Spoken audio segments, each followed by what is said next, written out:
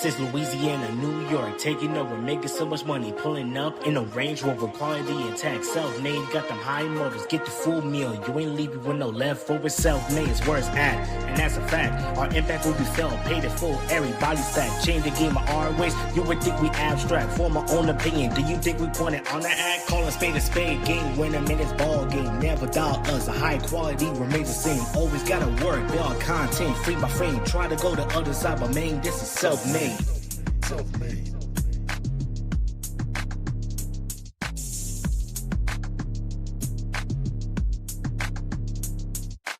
Texas, whole Louisiana, arena, New York, the whole arena. So much money, Yeet, up. yeet, yeet, yeet your motherfucking ass, yeet. And we are live, ladies and gentlemen. Welcome to Self-Made Sessions. The full four-man unit is here. And we're here for what's in store to be a very, very humorous, a very, very interesting edition of Self-Made Sessions. Folks, today we're going to be talking about WWE's Elimination Chamber Premium Live event. We're going to be talking about the debut of Danhausen. I have conclusive and what a wrestler. Oh my God, what a wrestler.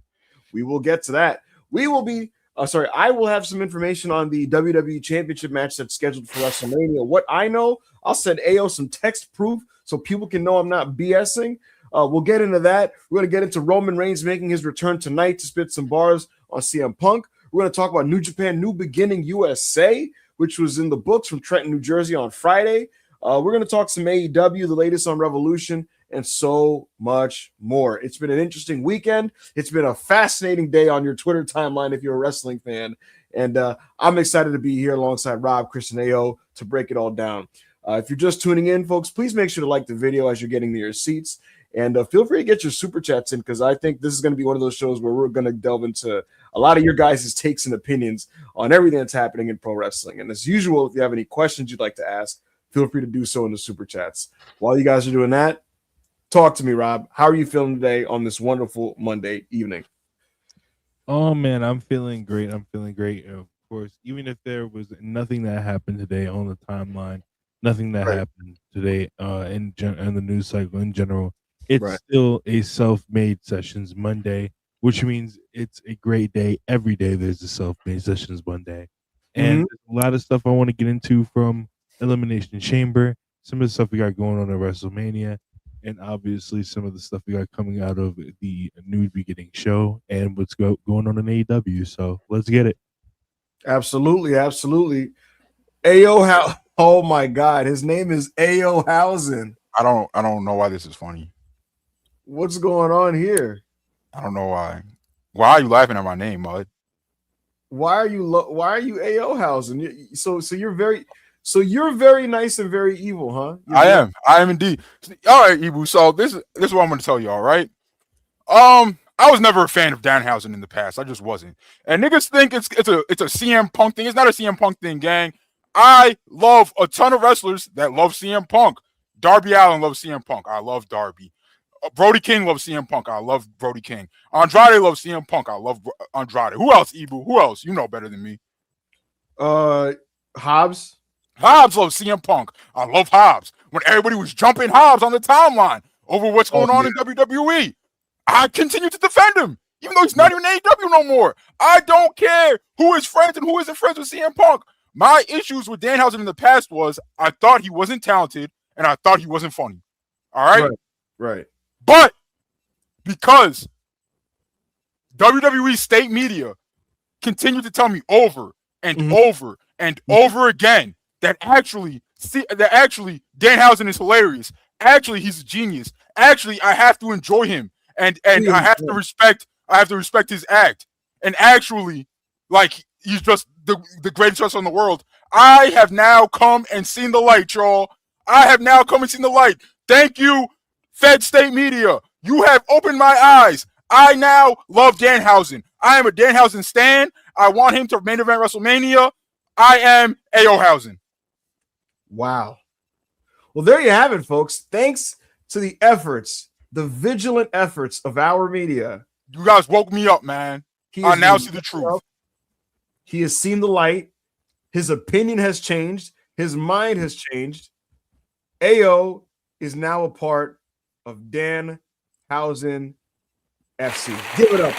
Danhausen, everybody. Chris O'Brien, talk to me, man. How you doing today? I'm doing pretty well. I had a pretty nice day so far. Made a late dinner last night, so I slept like a baby waking up and did some grocery shopping. So I know that shit was delicious, huh? Yeah. Why do you say like it like you. that? What the fuck? I had a pretty good day so far. Nothing crazy. Obviously it's always good to pod with the guys. We had a really, really, really fun Paragon / Matchrex last night with the Wash, Corey David, big time supporter, recommended for us. Shout And out Corey David. if you want to get a Paragon in like Corey David did with the Wash, where we had an amazing time. $100 tier, obviously very, very, very much not, what's the word?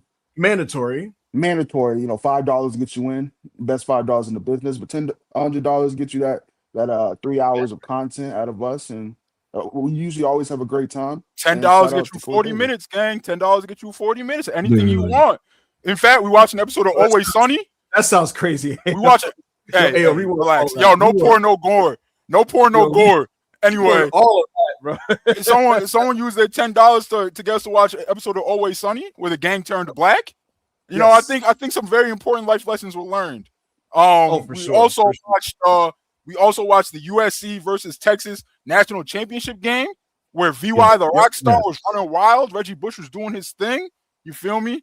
Yeah, man. We be doing our thing. We have a lot of fun in self-made. Speaking of fun in self-made, on the Capo tier, the $5 YouTube tier, the first ever self-made draft is coming this Sunday at 6 o'clock. We're gonna say 6 at 6 o'clock, hosted by the commissioner himself, Big fucking Bert. We had to call him the big guns, ladies and gentlemen. Oh my god, we had to call him the big guns. So, so that's gonna be a lot of fun. I've never done a draft before ever. They try to get me to do them these last 5 years. I said that sounds ass, but now that I'm gonna do one, I'm here to win, gang. I'm here to win. While Rob's fucking drafting Court Bauer's finest and Ibou's drafting fucking territory wrestlers from the 60s that nobody gives a fuck about, and Chris O's doing fucking bits and shit. Nigga, I'm here to win. I'm here to win. I have a question. What's How up? are we gonna decide the order? And is this draft going to be? Well, it's gonna be random. We're gonna make a wheel online and we're gonna spin it. We're gonna spin it. We snake drafting it? What you want? Y'all want to do snake? I think we should snake it. All right, we'll snake it. There'll be a wheel. We'll do a wheel. There are a million sites to make those. Well, that'll pick the draft order, and we'll go from there. Well, Tuesday on the first edition of either a Paragon or Matrix, we will put that wheel up, and you have to be in the Discord to find out the draft order. Yo, come on, bro. This is dick riding. At 6 o'clock, time subject to change. That's dick riding, bro. It's time subject to change, perhaps, possibly. But come on, bro. Like, it's Monday. It's Monday. Well, it's Monday, man. Hey, I'm gonna tell you right now, they ain't gonna be 6. They gonna have me. It ain't gonna be 6. I'm just, it is what it is, man. Ain't gonna be, I ain't gonna make no 6 o'clock. But 6:30, hey, I got 2 niggas for 6:30. You know what I mean? 6:30, Cabo tier. I'm gonna rock out. I'm gonna rock out. I'm gonna win this thing. Obviously, folks, if you guys are longtime fans of Self-Made, you're aware that I win most of these competitions. What? We do. I have won debates with Chris and Rob. I've won trade specials. You'll never beat me in a debate. What are you talking about? You've only beaten Rob. I've won trade specials with AO and Chris. So I'm here to really just boost my undefeated streak when it comes to all these things. And I'm really excited to be a part of this one on Sunday. Not only is this nigga the height of a Make-A-Wish kid, like, whoa, he has the needs of one as well. No, I'm not. I'm literally. By the way, chat, I was at New Beginning USA in Trenton, New Jersey. I was at New Beginning USA in New Jersey, and I was taller than most of the roster, bro. Yo, a lot of these niggas' heights are fake. Most of these niggas' heights are fake. Taiji's like 4'11", nigga. Wait, I got a question. Yo, Chris, how tall are you for shoot? For shoot, 6'2". Rob, how tall are you for shoot? 6 foot. I am shoot 6'5". You know what us 3 tall niggas don't have to go around doing? What's that, big bro? We don't have to go person by person announcing that, I'm actually taller than this individual. You want to know why? Because we lived most of our life taller than that nigga. Taller than people. Because I'm just taller than that nigga. I'm just taller than people, bro.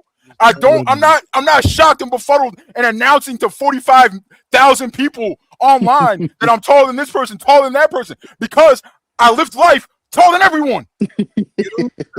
But Ibou, when you're 5'3", all right, and you're sitting all the way in the back of an arena, and everybody looks like ants, and everybody looks like fucking ants, I get why you think that I have to announce that I'm taller than people. No, bro, you were just mad far back with your broke ass nigga. Shit! I was actually at the floor level, and why is somebody in the chat saying I'm built like Commander Red from Dragon Ball? I am not. Yo, that's crazy. Commander Red is like 3 feet. That's crazy. Ibou looks like Commander Black in the face. Yo, come on, bro, that's racist. Yo, that's just racist. Yo, come on, bro, that's fucked up. They should have said you're a big lip black. Hold on. Let me bring up Commander Black. Has some aura though. He has some aura though. Staff Officer Black is gas. He's a G. That nigga pulled a gun out and shot Red with Red. Good design. Bro, that man said, I'm gonna use these Dragon Balls on my height. And he was like, yo, I gotta kill you, man. No, that nigga said, hold on, bro. We can't be doing that. He said, yo, you're wilding. So wait, I'm about to show y'all Commander Black right now. Go for it. Wait, I don't see this message of someone saying that. What the? Oh, it's because I made it up. But anyway, it's because I made it up. But ladies and gentlemen, this is who the hypothetical person Ibou looks like in the face. I'm taking this nigga off the stage, man. Get this nigga out of here. Get this nigga out of here. Oh shit. Yo, that's brother, this nigga's probably put this nigga out of fucking control. Obstruction of freedom of speech. Before we start these super chats, bro. So we can't do super chats. Ladies and gentlemen, a lot to be excited for the future itself, man. Yo, we're closing in on 5,000 subs, bro. Which is amazing. If y'all don't know how hard it is to like grow a channel, we're only doing live streams, bro. And we're still like hitting we're about to hit 5K, bro. Greatest community in the world. We appreciate y'all. We appreciate how much support y'all showed on sessions last week, biggest sessions of all time. Shout out to MJF for pulling up. I will call him a friend of the show, but I don't think he would appreciate that. So you're a piece of shit, Max. All right.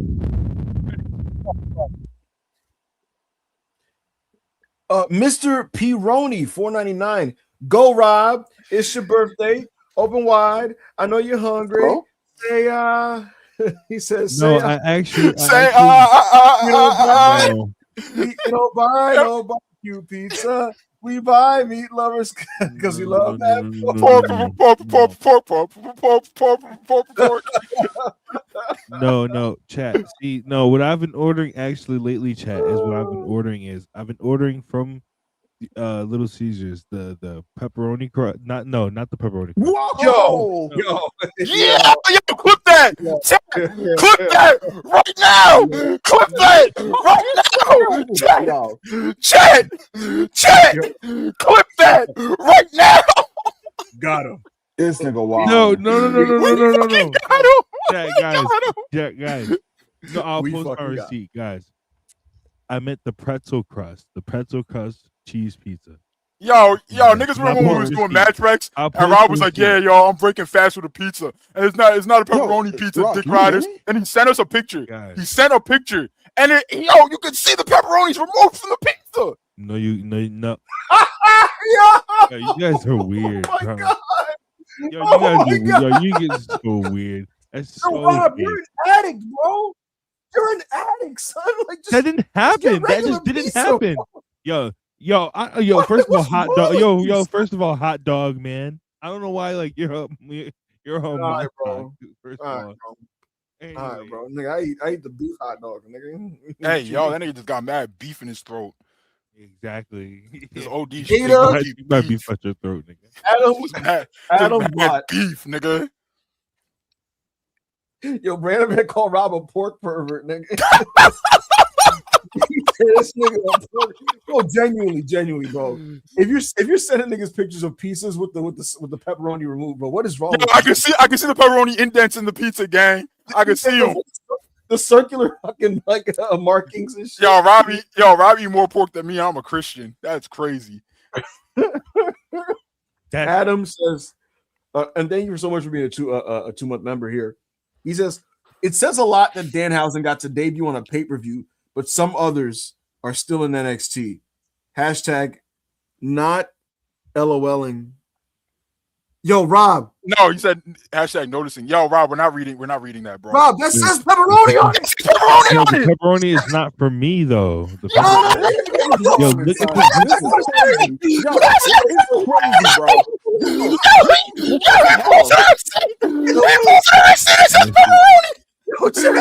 That's crazy. Y'all see This nigga is crazy, gang. y'all not see the okay? Do y'all not? Do Yo, y'all not Rob, see you got to fix the focus on your camera too, bro. It's Do y'all mad out of not see focus. do y'all not see the pretzel crust with Yo. sauce and Yo. cheese? Bro? Yo, it says pepperoni right on the motherfucker. No. This nigga is crazy. Yo, Rob, you know you're going to like super hell, right? You're going to super hell, ultra hell, gang. that nigga had pepperoni crust. Let's go with this nigga. Yo, What did that nigga say? He said, Allah, if you're not gonna show him your ways, Allah, murder him. Allah, destroy him. Oh my god. I beg of you. Yo, I'm getting the screenshot right now. Hold on. Yo, my nigga Rob said, when I go on vacation, I eat what I want. It don't work like that. Bro. What are we on vacation from? What do you mean you're on vacation from religion, bro? Yo, So, like, y'all are literally like. Yo, no, so the next time I go to Miami, I could just like kill someone in the street. I'm on vacation, y'all. The sins is cool. I'm on vacation, gang. So y'all are blatantly. That murder don't count. I'm not even within the tri-state area of my residence. So niggas are blatantly ignoring the pizza with no pepperoni. Yo, You want pepperoni on the side to put it on the pizza? Yo, put this up on the screen. I sent you the screenshot, gang. Hold on. I can't put it up on the screen because No. Actually, I should be able. Actually, no, I can't. I can't put it up on the screen. All right. Well, my screenshot says the following, bro. What's good with this guy? Extra most bestest. I think that's what that says. Bro, you're ignoring the pizza above it. You're ignoring the pizza above it. Yo, it's 2 pepperoni. Yo, we gotta move on, bro.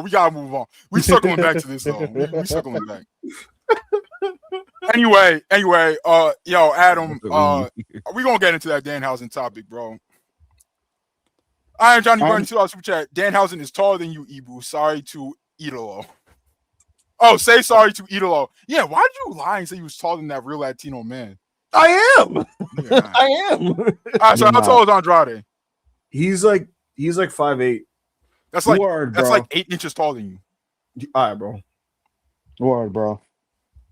All right, bro. Sex Luger, $10 super chat. Bandito versus Andrade minutes at Revolution. Let's fucking go. That's my most anticipated match. Facts. Oh my god, big brother. Facts, nigga. Oh, shit. Chris AO. Let's go. Ship us chat. Wait, what the fuck? Yo, don't chip us, chat. You know, Chris and Rob got their thing going on.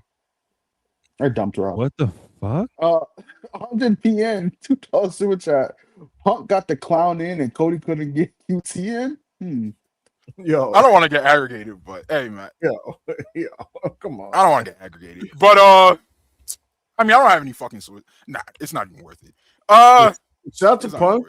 Elimination Chamber was in Chicago. He came out to that Michael Jordan like Bulls entrance music. He had the Bulls announcer doing it from Chicago, Illinois. He did the whole thing. AJ won a belt on the show. Danhausen was there. Hey man, niggas got motion. You know what I mean? Including tonight. Tonight, Roman is catching some belts to ass. So, you know, who got it like us right now? That's all I'm going to say. That's all I'm saying. You know, that match was terrible, by the way.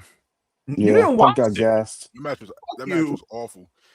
Go Birds, dude. I was locked in for R-Truth versus the MFTs at WrestleMania. Ooh. Ibou, do you see the MFTs getting on the card? No. It's a 2-night show. No.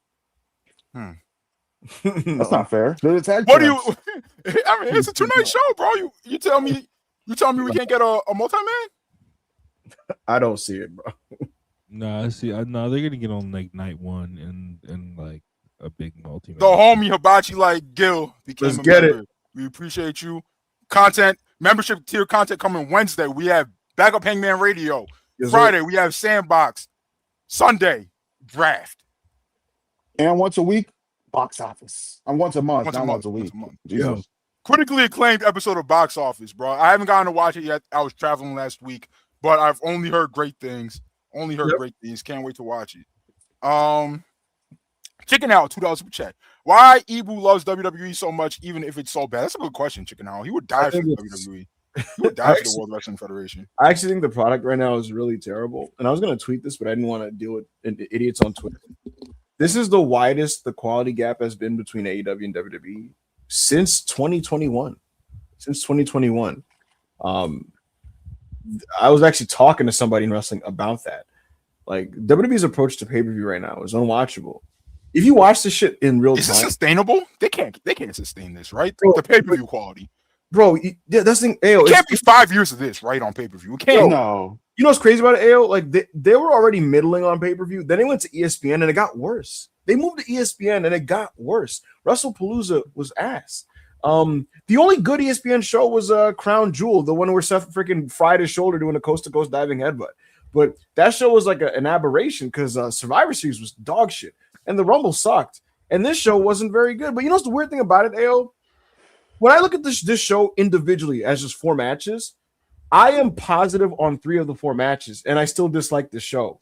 But you know what that tells you? It's not on paper, bro. Like, when you just sit and watch it, it's 3 hours, bro. 3 hours of like long entrances and video packages and Papa John's commercials and R-Truth literally going, hey, y'all got some Papa John's? Is there cheese on that crust? I'm like, what am I watching? Why am I watching R-Truth? Yo, come on, bro. Niggas do be having them Papa John's, bro. I'm like, why is R-Truth trying to give Nick all this Papa John's pizza? And he's like, oh, silly. What's cheese on that crust, nigga? Yo, so Ibou, riddle me this. Mm-hmm. It don't be cheese on that crust? I don't need cheese on my crust. But do Papa John's got cheese on that crust? Yes or no? They do. That's what he was trying to tell me. So why are you mad at R-Truth for asking? It's just like, bruh. And they do shit like that. And again, the other thing is their main event formula is so brain broken. Because like I said, I actually liked 3 of the 4 matches on this show. And I can't call this good because it was paced like dog shit. And in the main event, AO, oh my goodness. They decided, bro, they put hats on top of hats on top of hats. A chamber is already a gimmick. The Elimination Chamber is a gimmick. Why are we having masked men run into the chamber to then get... Ayo, this is going to sound like parody. You didn't see this main event, right? No. Ayo, a masked man runs to try to enter the chamber. Mm-hmm. Security gets this masked man out. A second masked man is climbing the entire chamber to jump in from the ceiling. I'm like, what is happening? This masked man delivers a curb stomp. He reveals his face. Oh my God, it's Seth Rollins. And then it cuts to Paul Heyman. Did that get a pop? Did he get a pop? No, that got a big reaction. One of the only things in the match that got a reaction. And I kid you not, AO, Paul Heyman, who has been seeing this masked man do curb stomps every week. I wonder who does curb stomps. I wonder who is mad at the Vision. I wonder who wants revenge on the Vision. Who could it possibly be? And Paul Heyman is selling this on TV like, oh my God. Oh. Yo, your mic is peaking, bro. We can't even hear you. Oh my God. Oh my. I'm like, my nigga, who else would be coming for you doing curb stomps and shit? Maybe the guy you kicked out of the fucking stable. What the fuck? And then that's not it, AO. If that was the only angle, I'd be like, whatever. Then Drew McIntyre just walks into the chamber. Drew McIntyre danced. I was like, what? Why are we doing bloodline rules in an elimination? It's different. He didn't jump from the ceiling. Rollins came from like the bottom, and he kind of like snuck in on this. Bro, McIntyre just like walked past the referees. Like he just walked in. He just walked through the door. Demon. He walked in, nigga. Claymore's Cody. Yo, Randy's really in the main event of Mania, bro. 2 40-year-olds in the main event of WrestleMania. Yo, why is Triple H so bad at making elimination chambers? It's his match. It's his match. He's awesome in those matches. For the new Fed fans that don't know, right? For the newer WWE fans or 2010s WWE fans, Elimination Chamber was created for Triple H because he badly wanted to do War Games, and Vince said, "No, this is not Crockett. You can't do War Games." So this was like the medium that was created, the Elimination Chamber. It's Triple H's match, bro, and he can't book a good one. Well, you know what? I'm gonna do a very quick story time for this audience. In the late 1990s, the car crash style of match layout was invented to keep the crowds interested in matches where sometimes lesser workers will be involved. And so, like, okay, it's Val Venus and Steve Blackman, and they have 5 minutes on TV, and the crowd doesn't really want to watch them exchange holds. How do you keep them invested? Okay, a valet gets involved, and oh, it's an attractive woman, and another one comes in for a cat fight. Oh my God, the corporation ran in, and no, what's gonna happen? Steve Austin's here. Oh my God, big pop, stunner. Oh shit, what? Val Venus comes in, money shot, boom, 1, 2, 3, hot finish, big pop. It's meant to maximize pops in matches that need it. They need the assistance, the crutch, the whatever you want to call it, right? The shortcut, right? And oh my God, what's up? Rhea Ripley she's dropped the pretense of this being a work, and she is shooting. Oh no! Well, no! What does he tweet? Rhea Ripley on Instagram, to her how many followers? To her 7 million followers, posted, and I quote, "Not having fun, not friends. Learn how to work and never lie to defame someone's real human character by quote unquote breaking the fourth wall." Oh my God. Oh my God. What are you doing, bro? Oh my God, yo. Bro, I'm sorry, son. If you thought this was a work after Rhea's second tweet, you're just stupid, bro. You're just dumb. You're just dumb, and you're a drone, and you were praying. And bro, you would never embrace the AEW, and you know you wouldn't. You know you wouldn't, bro. Why are you trying to lie and convince yourself that this was a work, especially after Rhea's second tweet? You knew it wasn't. Guys. If you genuinely thought it was, you're an idiot, gang. What are you doing, bro? Yo, is Fed State Media gonna tweet? I mean, gonna make a report about this, or no. Earlier, State Media was just kind of like, ha, man, what an angle!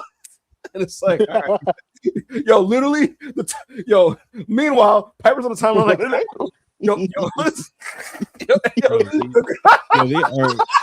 what is going on, son?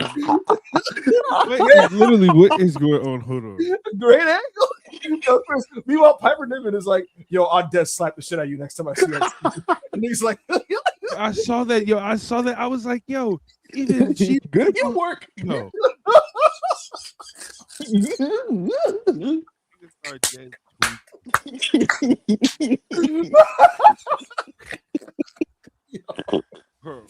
I love that defense.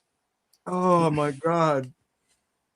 Oh my! They're working. They're working, bro. Bro. Here's the thing. That's what, when people are doing this whole work shoot talk. I'm like, guys, fellas, if you cannot tell, this is clearly evolved into ladies just like. Yo, I just scrolled Reddit, and Reddit said, "This is for WWE Unreal." Okay, Or, I guess. This is for WWE Unreal. Mind you, you know what? This is all I'm gonna do, Ayo. I'm gonna just paint the picture and timeline for niggas. Jade Cargill publicly is like, yo, I really want to wrestle Charlotte. I love Charlotte. I think we would have an amazing match. They're teasing Charlotte and Jade on television, right? Charlotte does not qualify for the chamber. Jade does an interview where she goes, "That's crazy. I was expecting Charlotte to be my Mania opponent." It ends up being Rhea Ripley. Jade Cargill tweets something to the effect of "that'll do," and her follow-up was something to the effect of like, that was like my, the number 2 option, but whatever, blah, blah, blah. Okay. It's just Twitter banter. Rhea Ripley says something where she basically is just like, yo, you don't even wrestle. Like, you don't wrestle. Like, you just talk. You don't even fucking wrestle. And then Jade's response is like, you be up in creative for hours. So, like, you let me know who does more talking. All you do is talk to creative. Rhea Ripley, who, folks, she's very defensive when fans when fans imply that she politics, she doesn't like that type of talk because it's not true, right? So she immediately is just like, yo, like, stop lying on me. Like, stop lying on me. And then it devolves into the entire SmackDown women's roster fighting with Jade Cargill. Chelsea Green's tweeting shit. And Jade is like, you always in the scene of the crime. And then Piper's like, yo, I'm going to beat the shit out of you. And it's like, wait, what? Like, what's happening? So, you never heard of WWE on Real? Yo, listen, I get it. All three of you are fucking marks who don't understand the business, and that's Triple H is the cerebral assassin, and he knows how to get fans interested. It's called a work shoot. I don't know if you know what that is, but No, we do storylines over here. bro, I just saw the story, bro. Yo, I hate Not work friends. shoots so much, bro. I touched on this a little bit earlier. I hate work shoots, bro. Like I don't care if it's a wrestler I love or a wrestler that I hate, and a person that I love or a person that I hate. Work shoots are terrible. They're awful, gang. They're terrible. I don't want to see that shit. Get that shit off my fucking TV. Tell a story. Tell a wrestling story. And something I want to point out, bro. I don't think this is WWE going like, hey guys, like say these things to like get this. Like, no, I think it just turned to them. It just turned to them like legitimately just like airing their grievances, and it's gonna be so funny because on Friday they're gonna stand face to face, and the dialogue is gonna be, "I am mommy, and mommy is always on top," and Jay's gonna be like, "You're not gonna be on top because I'm that bitch." Like, it's and none of this is gonna be referenced, but they're working. None of this will be referenced. Right? They're working. Oh, Jesus Christ! The same thing that happened last year with Charlotte. Just announced this Friday at the CMLL All-Women's Show. Olympia versus Megan Bain. Oh, that should be Goddess versus gas. Goddess. Okay. That sounds gas. That'll be a fun pirate. That'll be a fun power. He will be there for the all women's show, nigga. That's Let's a go. fact. That's a fact. That's a It's fact. okay. The most excited I've been for a CMLL show in a while. Most of that I've been for a CMLL show all year. Bro, this. Bro, this shit is crazy, bro. All right. I saw the, and this is not to like come at nobody, but like I saw a reply to the Rhea Ripley IG thing saying like, man, the build is off to an excellent start. I'm like, this ain't the build, gang. It's like, Yo, you niggas are lobotomized. nothing against the person. It's just you know. Yeah. I hope everything goes out. I hope everything turns out well. And all jokes aside, I'm gonna ask you this question, AO. Should WWE call like a team meeting? They have to. I was gonna say, should they call everybody like, This is like if this is not unmanageable already, it's like teetering on unmanageable. But I mean, luckily for them, they're catering to like the dumbest Disney adults of all time. So it's like, oh, this is a work. Oh, WWE on Real, WWE on Real. But Les said no. No. to answer your question, if that's the card with Persephone and Mercedes, yes. I'm weak, Les. Oh, we do need the chaos. That's a fact. No. Did you see my tail? I just tagged Legento 6 times. Hey man, Legento, it's not his job no more, gang. Yo, what is Cade is fired, bro. Use code WWE 29 for free shipping on Danhausen's new cursed t-shirt. Yo, get that guy. Yo, get that guy out of here. Yo, getting you out of here. I'm going on Fiverr. Kuzu, $5 super chat. Super funny how New Beginning had one match start and finish and was 5 minutes into the next match before any of the chamber matches even started. Bro, that was 3 hours and got through 8 wrestling matches. Bro, WWE pay-per-views is not about the wrestling. It's about how many ads can we stuff in a fucking 3-hour block.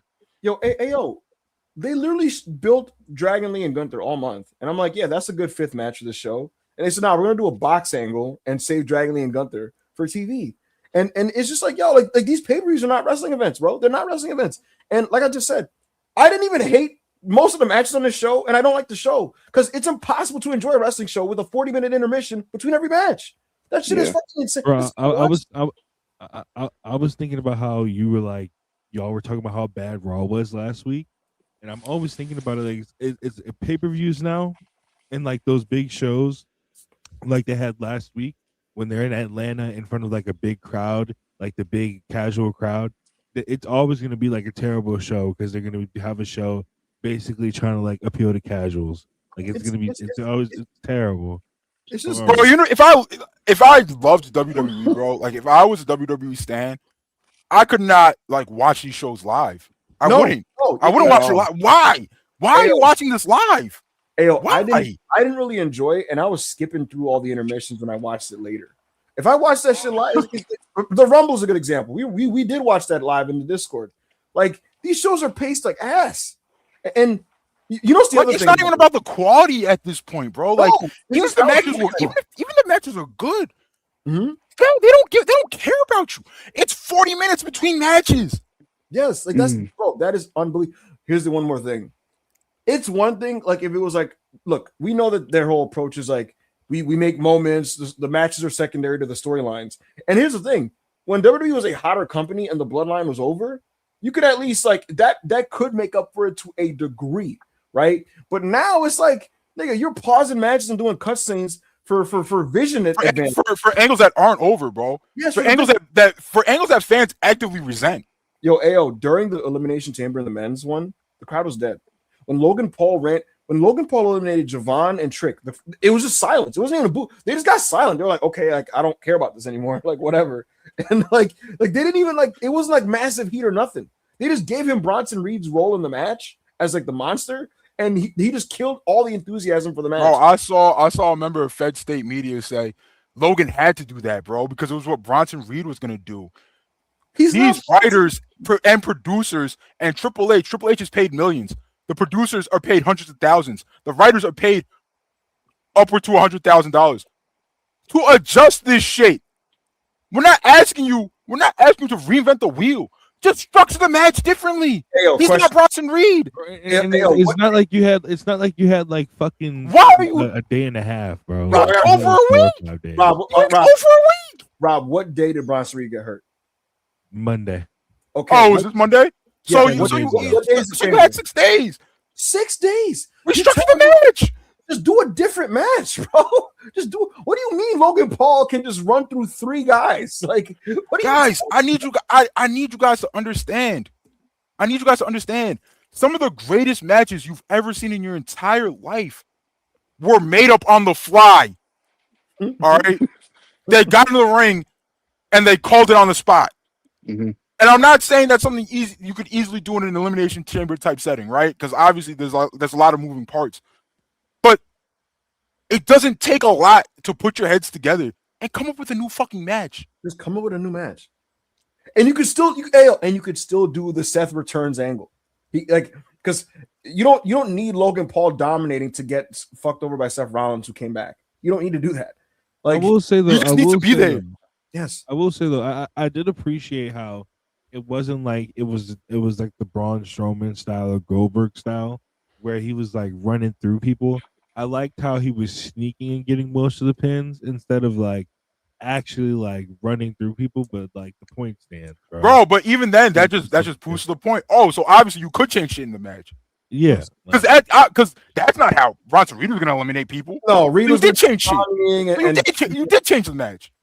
It's fucking again. Ayo, the crowd was Chicago was so happy to see Trick Williams in the match. Yeah, and when Javon came in, like again, the match opened with Javon, Cody, and Trick, and that was the most juice the match had because it was like new faces. And then those are the 2 first people to go, and like legitimately, it felt like you let air out in the arena. And then LA Knight botches like an elbow drop, and Chicago went, "Yo, we don't give a fuck about this." Like they legitimately, Chicago went, "Yo, this shit is clipped. It's like it's over." So I don't know, bro. Vision cutscenes, Vision and Rain and Drew McIntyre cutscenes in your main event instead of letting niggas wrestle. I'm so sure. Thank you, Kuzu. What's that say? Lone Assassin. Oh my god, my eyes. I think my eyes are you want me to read it? Lone Assassin, $5 super chat. Danhausen would take over the world. 5 letters, 1 word. Curse. Yeah. We'll be there. We'll be there. Jokes aside, I think Jay would quit. Jay, I don't even care if this like because this is just reality. Jay's frustrated right now with his creative. I'll take Jay and What Ibou, if you had this is just you guessing as a fan and knowing where some other dominoes lay. What is Jey Uso doing the night of WrestleMania? I have absolutely no idea. No, I'm weak. Are they not tag champs anymore, the Usos? They are, but I okay. So they're gonna do some shitty tag shit. They should say fuck and just run back to Usos New Day at WrestleMania. So I don't know, man. Ibou, what else should you do? If Jey Uso is he John? Is he John? Is this your name, John? I think Jonathan Fatu or Joshua. If Jonathan Fatu leaves the World Wrestling Federation, Mhm. and it's clear that Roman Reigns isn't following him, is Tony Khan picking up that phone? Yes. Yes. 100%. Yo, TK, you're wilding, gang. You're Yeah, wilding. we need that low key. You're Listen, wilding. if AEW can license and or trademark Yeet, it's over, nigga. You're wilding, TK. Wait, do we get Jimmy too?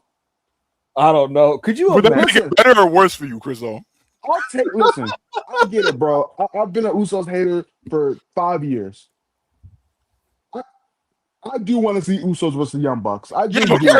What's going on about It this is what podcast? it is what it Yo, is, what is man. going on? He's cooking. Hold on. He's trying. Let him Christian cook. Edge versus the Young Let Bucks him or cook. Usos versus the Young Bucks, yo. I'd rather watch Christian and Edge versus the Young Bucks. Why though? I don't get why though. Because one, they're actively better wrestlers than the Usos. What the fuck? Yo, don't someone agree. said the Mogul Yeeters and the Yeet Riders. Ooh. The Mogul Yeeters. Yo, mods, what do we pay y'all for? Get these niggas out of my sight. Get these niggas out of my sight. Could you imagine Swerve just being like, and I got my guys here, Jonathan and Josh, and they're just like, Yo, he's like, Damn. was kind of promo. He's like, I never come move alone. I'm always with an army. And then two motherfuckers, they got gloves on, they got Nike Techs on, they masked up, they stand up, they stand next to Swerve, arms crossed.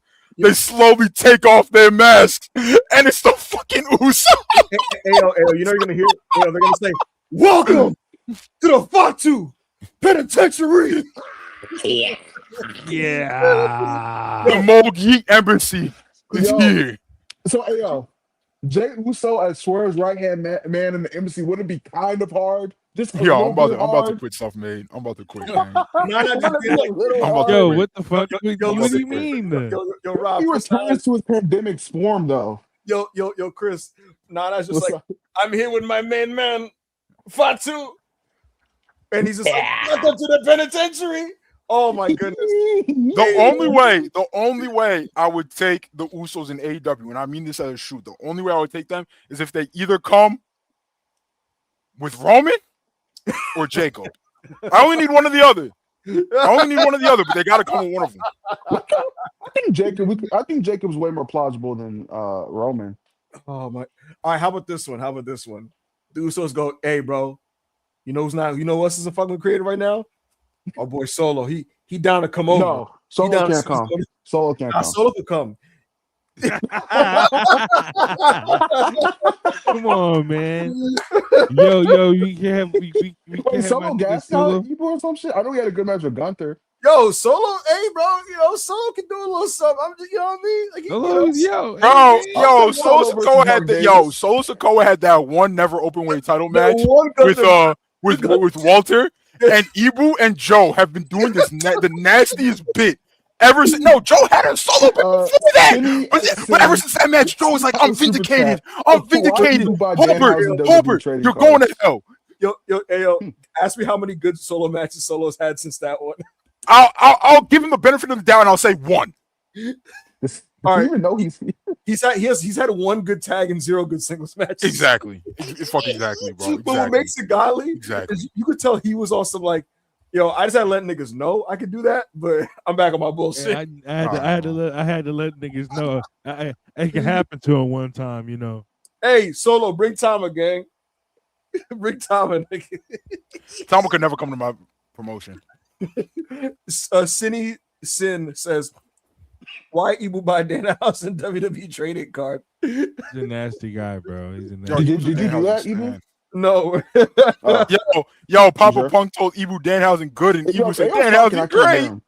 Absolutely not. Danhausen has to be blocked because I'm not a fan of his work. Yo, can y'all hear me? Yeah, we can. Oh, Crystal said he couldn't hear. I can't. What the Yo, fuck? Chris, You gotta leave. You gotta leave, Crystal. Yeah, I'm about to say you gotta leave and come back. Shanks said Tama Yeah, ass. you're nasty. Yo, Papa Punk told Ibou Danhausen good. Ibou said Danhausen great. I'm telling you, nah, bro. Nah. Usor Khan, 2 pound super chat. Joe Holmeat. Parentheses, Samoan Joe is aura. Also, shut the fuck up, Ibou. Yo, hold me. Oh is shit. Yo, Joe Homie. Yo, homie is crazy. Nuts. Homie dude. is- Homie or meat Bert. We gonna have to get with Joe about that. What you'd rather have canonized? He's Homie or meat Bert? gonna be a well goddess. Thank you, Musawar. We appreciate you, Musa. Kuzu, $2. On another note, damn, Trenton is the hood, huh? Yeah, there's a really nice part of Trenton. There's a really hood part of Trenton. Yo, I got out that building. Sam is like, yo, send me your location. I was like, yo, I'm gonna be all right, bro. I'm gonna be straight. And I was playing it cool, like I'm not afraid of Trenton. Yo, here's the funny thing, because like niggas be like, yo, you're in Newark, you're in this. So I'm playing like, man, I'm not sweating Trenton. And I can't lie, I went down a couple blocks, bro. There was a lot of niggas on that block. Hey, man, I was like, oh shit, nigga, you know what I did, Rob? This nigga almost got his butt took. Listen, I walked into this Dominican spot, and then he was just like, "What do you want, Bobby?" I was like, "Nah, I'm just waiting here until I call my Uber, bro." And he was like, "Okay." And I was Yo, like, yeah.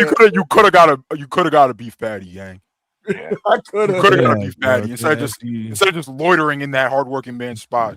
You know, I was loitering for 20 minutes. Or a haircut. You was in there for 20 minutes. You didn't spend $1 on a beef patty.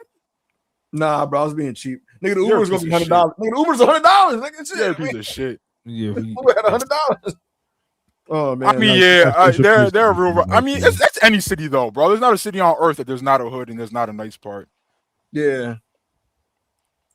Ibou hates women's wrestling.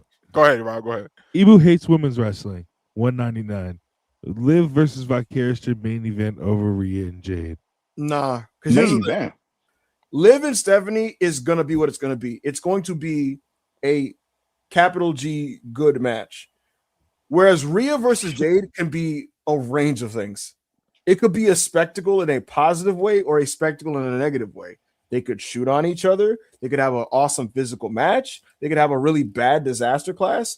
Rhea Jade could be anywhere from a 0 to a 4. Whereas Liv and Stephanie, to me, that's gonna be like a 3, 3.25, 3.5. So I'm gonna take my chances with the wider range, low key. Give me Rhea.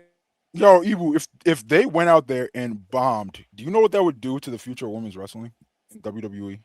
It would be a blow to Rhea Ripley, and I can't even say what would happen. I can't even. It would definitely hurt things, but I think the heat would just go on Jade. Unfortunately, to be honest with you, I think the heat would just go on Jade. Just write it down. Corey David, $2. This 20v1 against Jade don't feel right. IWC weird. Yeah, man. All I could do is put my hands together and hope for the best. I hope everybody having fun. For sure. I hope Jade said she on vacation. I hope she's having a good time on vacation. I hope everybody having fun. And this is me saying something as someone that I don't know anything, but when it comes to teams environments and work environments and things of that nature, let's say like the locker room has an issue with Jade. I really would hope that like people could just talk these types of things out privately and not continue to do this Twitter thing. What's up? Do you think there's any chance that this just reaches a boil point where they just can't have the match? If that's true, nah, fuck no. Probably not. I wouldn't write it off. I can't lie, but I'm not gonna say that. Bro, what are y'all How doing? do you think the office deals with Anyway, that? I want to read some powerful quotes about teamwork. Okay, Alone, go for it. we could do so little. Together, we can do so much. You know who said that, Ibou? Who said that? Helen Keller. Wow. Word. If you want to go fast, go alone. If you want to go far, go together. That is an ancient African proverb. Yo, I can't lie. I'm gonna tweet that shit tomorrow on some fly shit. Individually, we are one drop. Together, we are an ocean. MLK. No. Ryonosuke Satoru. Oh shit. Teamwork Close. divides the task and multiplies the success. That is an old Greek philosophical saying. None of us is as smart as all of us. Ken Blanchard, no relation to Tessa Blanchard. Are these? Coming together is a beginning. Keeping together is progress. Working together is success. Henry Ford. Wait a minute. Henry Ford's a Nazi. Anyway, we're done with that. We're done with that. Anyway, Rhea deleted her IG story. Yo, we gotta know one from Cable Push. You're either a smart fella or a fart smeller. That shit deep. Super Mo 23333. $5 super chat. What does Tiffany and EO do at Mania? EO copy of Get Julia, but what? Probably EO could get Julia. EO could get Julia, but Tiffany feels directionless. I'm not sure what Tiffany does because she's in pretty good form right now, admittedly, but she did not get the Jade match. EO Sky, they postponed her match with Julia, which I was told was for creative reasons. So maybe they hold that off to Mania. In my personal opinion, EO hasn't blown off the feud with Asuka, so they should do that. But I think Asuka's going to be in a tag situation. But you know what is funny, AO? If you remember, it was on this podcast. It was January 5th, the day of the Stranger Things episode of Raw. And before Rio even won the tag titles, I reported on here that I was explicitly told that Rio would not be defending those tag belts at Mania because they would not be the tag champs come WrestleMania. I said that on January 5th. And now on March 2nd, they're not the tag team champions, and Rhea Ripley is in a singles match. So with regards to EO, she's going to be on Mania. I don't know what it's going to be. I don't know if it's Julia. I don't know if it's Asuka. I do know there's going to be a big multi-tag team match on the show. So we'll see what's up with that. With Tiffany, I really don't know what she's about to do. Bro, if you're WWE, right, and they know what their perception is right now, right? They're not stupid, bro. They see all this shit. They know. And they know they're struggling to sell tickets. And I'm not saying EO versus Rhea moves 15K tickets. I'm not saying that. But it does generate interest and goodwill amongst the fans. Why not just go for that layup? It doesn't make any sense, bro. It don't make no sense. Why not just go for the easiest layup? The build doesn't even have to be good. You know, they wouldn't make it good anyway. It doesn't have to be. Fans would be excited regardless. You know what's funny? Back in October, October, the women's matches for Rhea Ripley and EO were planned to be Asuka versus EO and Rhea versus Stephanie. Those are the planned matches in October. But I don't know what's good with these niggas. So, bro, just take your layups where you can, bro. Layups, and I'm not saying TK is a perfect booker, bro. I'm not. We criticize him all the time. But he knows when he's getting smoked, and he's like, "Fuck, I'm getting smoked. Let me give these marks something easy," and he just gives them the fucking match. Oh yeah. And the funny thing is, Triple H does that shit with Raw match graphics. Like, who'll be like, "Y'all mad? Dragon Lee Gunther." You know, but like for WrestleMania, bro, it's easy, son. It's easy. Rhea EO, that's not difficult, my nigga. And instead, we found ourselves in a situation where like the women's title matches aren't 100% ideal, if we're being completely honest. So, you know what it really is, bro? Here's actually something I was told, which is funny. So I got told that, like, at the height of this regime, having differing opinions in the room was helping the product, where, like, other people gave their opinions and Triple H highlighted a little bit of everybody's views on wrestling. And it's been explained to me now that this is now kind of hurting the product. Now nothing gets done now.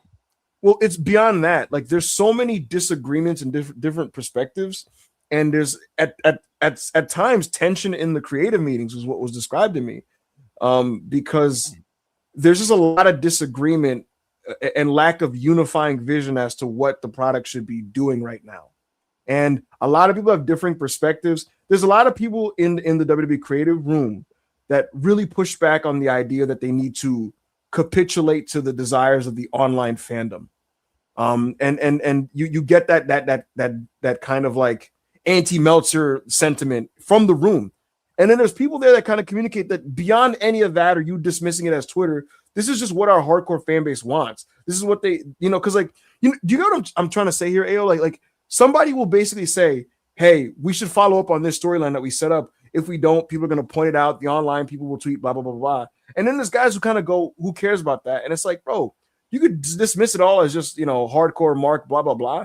But I mean, every version of your fans deserve cohesive storytelling. You know what I'm saying? So the bottom line is this: nobody agrees on anything anymore. And it's just a mess, a jumbled mess of different opinions and perspectives. And it's not unifying and coming together like it did 2-3 years ago. I'm gonna ask you all of this. Yeah. Rob, Ibou, Chriso, I'm gonna ask everybody. Chat. When's the last time the internet universally pushed for something hard and a promotion, any promotion, said, all right, fine. You fucking annoying ass internet marks. Here you go. And it blew up in the promotion's face. Just for wrestling? That's wrestling. And it blew up in their face. I'm not sure. It was a fucking disaster. They just I can't think of it. Yo, niggas saying Cody. Karrion Kross would have, but they didn't go with it. You know what I mean? Like Warhorse in 2020? Nah, that didn't blow up in it. Because he was on TV and then they just like, yo, this R-Truth. R-Truth is R-Truth. But they didn't actually like that's WWE's fault though. They didn't put anything behind that. Oh no, Hunter had no interest in like actually running with that. They didn't do anything with it. They were just like they just hired him back and they were like here. And they didn't like obviously like that's like all right, bro. Like if you gave LA Knight the belt, like the internet cried about, and you just didn't let him do anything, like obviously it's gonna be bad. That's not blowing up. That's not it blowing up in your face. That's you sabotaging something you did. Hey yo, you know what's funny about all this? When Triple H took over in the summer of 2022, at first he very much was like, this is what I want to do and what I believe in and what I think we should do, and y'all just gotta help me produce that. That's all it was, right? And what happened was in late 2022, he had a heart-to-heart with a producer, a long-running producer that basically told him, Paul, this is not black and gold NXT. The main roster audience, they have different things that they want out of a wrestling show. And that's when he decided to become the collaborator guy, where it's like, I'm going to do my sensibilities, but I'm also take from you. I'm going to take from you. I'm going to take from Uh-oh. What happened? Uh-oh. Oh, no. I'm scared. Corey Hayes, okay, friend of the channel, okay, confirmed that none of this was ever a fucking work. It's not, bro. What does he know though? I gotta hear from Triple H. Bro. Friend of the channel. They're not huddled up like it is what it is, bro. It is bro, this is like, come on, man. It is what it like. No, oh man, Truth nuke. Like you said, Chris, niggas an hour ago. It's a good storyline. I like this storytelling. They ain't telling us. Yo, mind you, the shit they saying that for, like literally, it's Chelsea Green being like, I'm just like, yo, put your, yo, my nigga, where's the work? What is you? Yo, wrestling fans are so scared of being like, I got worked. They're so scared of getting worked that they're just like, they just believe anything. What is the work? What does any of this have to do with wrestling, gang? Mind you, Piper Niven is online telling her hundreds of thousands of followers the world champion cannot wrestle. When she wrestles, it's embarrassing. How is that a work? The world champion is telling her 1 million followers how many she has. Yo, Rhea Ripley is a politicker who gets what she wants from creative. What does that have to do with wrestling? Where's the story? How's this a work? Ozoni pointed out, Piper Niven was off the grid and she pulled back up and logged back on to say this shit. Like, bro, from everything we've heard of Piper Niven, and I pray this is not true, from everything we heard from Piper Niven, she might never wrestle again. Why would she be working an angle? She literally I just have to say this. Like, I just listen here, you freaking AEW sickos. It's called a storyline. and I get y'all don't know what that is because you just watch flips and technical wrestling, whatever that means. But over here, Papa H knows how to treat us with cinema. On these marks, you feel good about yourself, Chris? It was so godly. Not very nice, very evil. Chelsea pulled up and was like, yo, Rhea Ripley's an example of how you can be a great, good person and still be like a champion or whatever.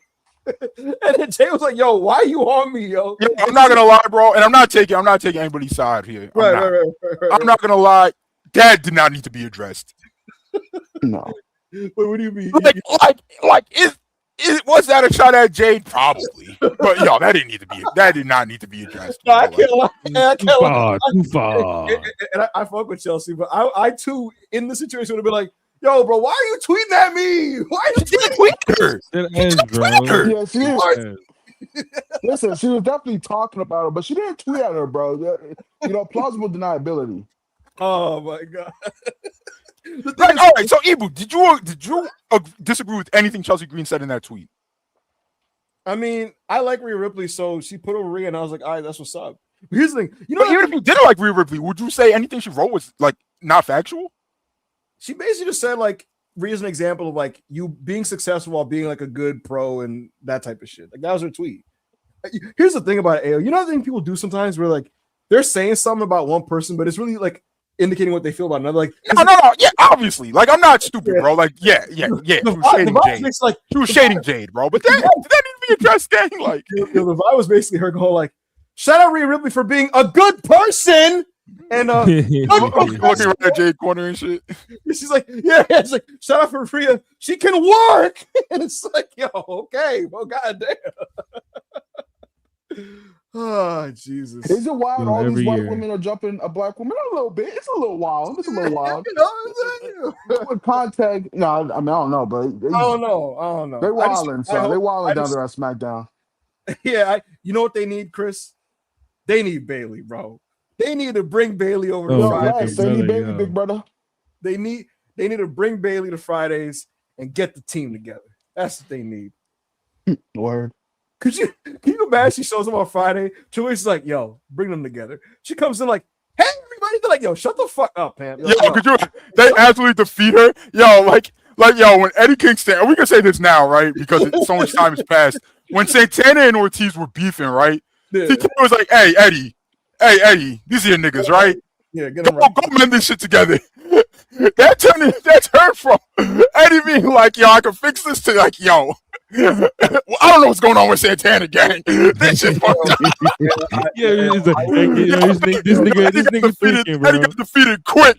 He was like, I can't fix this. He's like, fucking brother. Yo, this nigga. Yeah, I will admit, there was a funny ass stand Twitter tweet about how Lash, like someone wrote Lash after 1 month on the SmackDown Women's locker room, and it was some reality show of a lady walking out of a train like, I wasn't even in the fight and I got scratched. Oh, Producer Cade said if we hit 5,000 subscribers during the sessions, I'll hop back on and I'll drop 10 gifted Capo tier memberships. Only 50 subs away. Subscribe. Send the link to your friends. Tell them to subscribe. We have a good time here, man. 10 Capo tier memberships Wait, are on the line. You can gift YouTube memberships? I didn't know Yeah, that. you can give YouTube Oh, memberships. like Twitch. Okay. Yeah. Nobody's ever done it for us. Yeah.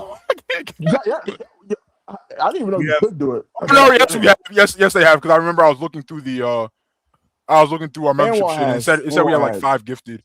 But Anwar. we have breaking news from Sean Rossap. Okay. What we got? On April 1st, an AEW contract is expiring. It's Who is Lady it? Frost. Her deal is expiring on April 1st. Word. You definitely stopped. Yeah, us, you all right, bro? You All right, definitely gang. stopped us, bro. Thank you Listen for to this, interrupting yo. the podcast to announce that. Word. Shout out to Lady Frost though. Pedro, member for 2 months. Can't wait for after Mania when Punk and Danhausen finally get to tag together because he ain't leaving with that belt. That's more Punk's level, right? Being Danhausen's young boy. All right, bro. Literally, yo. The other Mikey V $2 super chat. Shout out to ROH. That Jack's taping was fun as fuck. We I can't remember wait to watch Self-Made it. was at the Jacksonville taping. Marcus of Self-Made. You could catch him every Wednesday. Destination Dynamite. He said he had a lot of fun too. I'm excited to watch it. There you go. Ibou, will you be watching the first episode of Ring of Honor live from a studio? Yeah, I'm gonna give it 1 week. I will admit, to be honest with you, reading the spoilers, it kind of was disappointing in that it came off as more as the same with no like really exciting different names that aren't already in the regular rotation. Like there were some different names, but not any ones that like would make me excited, like the Colognes or like Ashanti. No offense, the Adonis. I wish ROH had its own distinct vibe away from AEW. Like I wish someone else booked it besides Tony and just kind of gave it a unique identity. And it seems like this is just like the regular show, but just in a studio. So I'm gonna watch the first week and see if it feels any different. But to be honest, reading the spoilers, I wasn't super optimistic that it's anything more than like I've kind of just accepted that this is just what it's gonna be. It's just gonna be like Yo, fucking nigga, the cologne. I didn't even see this. Yo, the colognes are back in Ring of Honor. Yeah, they pulled up in Ring of Honor. We're back. Yo, Yeah. I agree with you, Ibou. Like I expressed that, like, yo, since this is like a set date at a set time in a studio setting, I was hoping that like AEW could bring some people in, like New Japan. The New Japan Cup is starting in a couple of days. Right. For those that don't know, junior heavyweights don't really work that tour, right? Nope. So a lot of them are going to have a lot of time off. I was hoping that a lot of them could get flown in. Hopefully, imagine a Kosei Fujita 1 month arc in ROH. Could you imagine, bro? And you do like and then it helps you on the back end build hype for Forbidden Door. Correct. Yeah. Bro, I still don't understand. So it's like I was really hoping, like, and then like CMLL, like a lot of people are still in Japan, right? But a lot of the roster didn't make it to Japan. It would be really cool if you brought some of those people in. Yeah. But yeah. Oh no, I still don't understand why But they haven't like started sending excursions to fucking Ring of Honor and stuff like that. Like, well, I mean, it's hard to. The point of an excursion is to get regular reps, and like you don't get that if you're doing a Ring of Honor excursion. You know, so it is what it is. But yeah, hopefully at some point, like this new what's it called, residency will allow for a more distinct thing. I'll watch that for a show. Thank you, other Mikey. I'm glad you had a good time. Let's see. I reduced lunch, $5 super chat. Ibou, can you confirm reports that Andrade kicked you out his baddie section because you had honey mustard dribbling down your chin at the New Jersey show? So no, I was eating chicken tenders. I said hello to Mina Shirakawa briefly, who sat behind me. I turned around. She was like mad low key. She had a hoodie on and shades. And I was like, you know that baseball cap she be wearing when she like low key mode. I think it was just like a beanie and a hoodie. And it's funny because I thought I was about to say some fly shit. You know what I'm saying? I was like, yeah, I'm about to turn on and say some fly shit. She looked at your black ass with absolute disgust, as she should. Here's the thing. So I turn around, right? And she's emanating this aura of like, I do not want to be seen or approached or spoken to, right? And I turned around, and at that point, it's too late. You got to say something. And so she looked up, and I just went, hey. And then she just kind of waved and went back to her phone, and I was like, word. And I just turned back around and just moved on with my day. Yeah, like it is what it is. It is what it is, man. It is what it is. I thought I was gonna be all awesome, like, yo, like, so why aren't you on the card and have a whole conversation? It didn't play out like that. No, I just said hello. You live and you learn. Berserk, $5 super chat. Seeing people imply Trick Williams is the same as Jey Uso and Joe Hendry when they're not even close. Well, bell to bell, I would say he's in that Joe Hendry range. He's absolutely better than, like, bro, like, Joe Hendry, is he a good pro wrestler? No, but he's a pro wrestler. Jey Uso is not a pro wrestler. I think he means more so archetype of wrestler because the archetype like a meme, just an entrance. No, he's not just an entrance. Bro, he's got mad presence and aura, and he could talk. Yeah, he can talk. Jey Uso can't talk. Yeah, and Joe Hendry can't talk either. Name me a Joe Hendry promo. Not even a good one. Just name me one. Give me something he said in his promo for. He does those concerts. I was about to say, I literally was about to say he's just concerts, bro. Yeah. He does memes and he does like music videos. Yeah, man. Oh, by the way, as a little anecdote, and I mean, you could take this or whatever you want to take it, but there are people in WWE now who believe, because I asked about the whole, like, because I think it was Dave or someone said that like WWE's thinking about turning Trick face. I asked WWE about this, and they told me that like doing a double turn with Trick and Sami is being seriously considered. Yo, Sami Zayn as a heel. We'll see how that goes. Oh man, I don't know about that one, but yeah. Sex Luger $5 super chat. Did Adolf Tripler forget the entertainment part of sports entertainment? # self-made forever. That's what I'm saying, bro. Ayo, like I told this to you yesterday on Discord. Someone posted a clip of Rock and Rock and Roman, and it was the segment where Rock goes, "Now go ahead and smoke some more crack. Have you some?" And Roman puts his hand out, and everyone's like, "Oh!" And Rock looks up, and Roman is like, "I love my family." but before you continue, acknowledge me. And Rock is like, huh? Oh my god! Like, holy shit! Holy shit! Holy shit! And he's like, I acknowledge you, my tribal chief. And here's the thing, right? That's a bunch of over-the-top theatrical shit, but that's entertainment. You know what I mean? That's some niggas with big personalities, bigger than the room, larger than life. That's entertainment. You know what I mean? If you're gonna sacrifice wrestling for that, for something, give me that. You know what I mean? Roman Reigns and The Rock. But don't sacrifice wrestling for Drew McIntyre. I'm sorry. That's not entertainment. And Drew McIntyre is a wrestler, bro. Wrestler, so bro. why do we have to do this cinema bullshit with him? Nobody wants that, bro. Is this what he wants to do now? Is this his shit? He's a bloodline hunter, bro. His what he wants to do? His mentality right now. It's funny. His mentality right now is kind of just he's just happy he's the champion. But beyond that, you know what's funny about all this? He's self-appointed himself as a locker room leader on SmackDown now, which I think is really interesting. And he very much. Who else would it be? Sammy. Who else is there? Sammy would be one. Cody's a locker room leader. Oh yeah, but no, come on, bro, it's Cody. Oh, Damian Priest is one of the leaders. Why Cody can't be a locker room leader? No, it'd be weapon time in the locker room. Damian's legitimately like a locker room leader. Like he be gatekeeping in the sense of like, well, like if you get that Priest cosign, you're valid. Hey man, he did turn the Creed's TV off. Oh, they think he's Taker, bro. Yo, did turn the Creed's TV off. One of these guys you named are not like the other. How are you gonna be a fucking locker room leader and you've never been a world champion? I would have told Sammy, get the fuck out of my face, nigga. We on the same level. Oh, come on, I'm weak. You got a point, nigga. You got a point. Yo, Crystal said, "Yo, Sammy, if you want to lead some shit, go buy the extras, my nigga. It's all we're catering there." Mullet man, $2 super chat. Too, bitch, nigga. Get out my face. Triple HGH should sell WWE to TK for $1. I'm crying. Crystal got that power, man. Niggas gonna get sold to the side. Yo, the man being a rookie, and they're like, yo, you got to check in with Priest.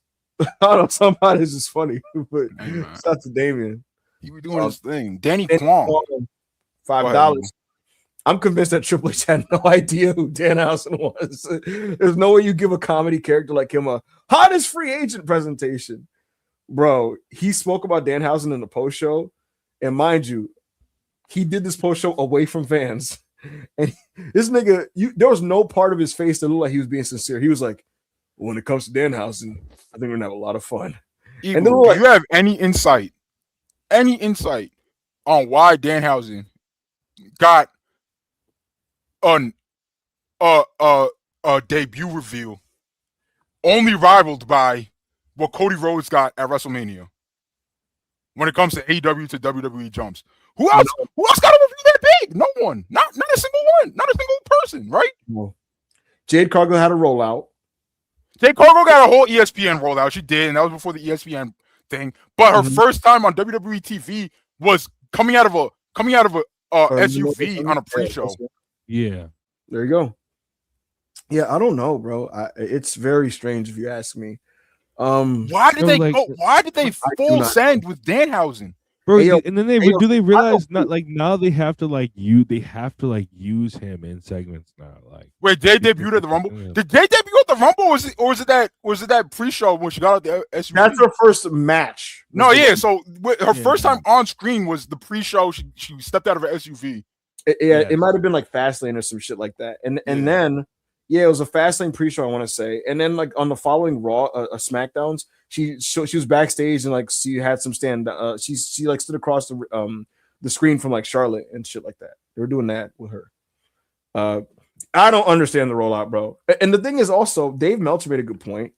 In Triple H's WWE, he doesn't like give a lot of screen time to characters like Danhausen. Like, what is he even going to do? Like, it'd be one thing if this was Vince. Grand Americano.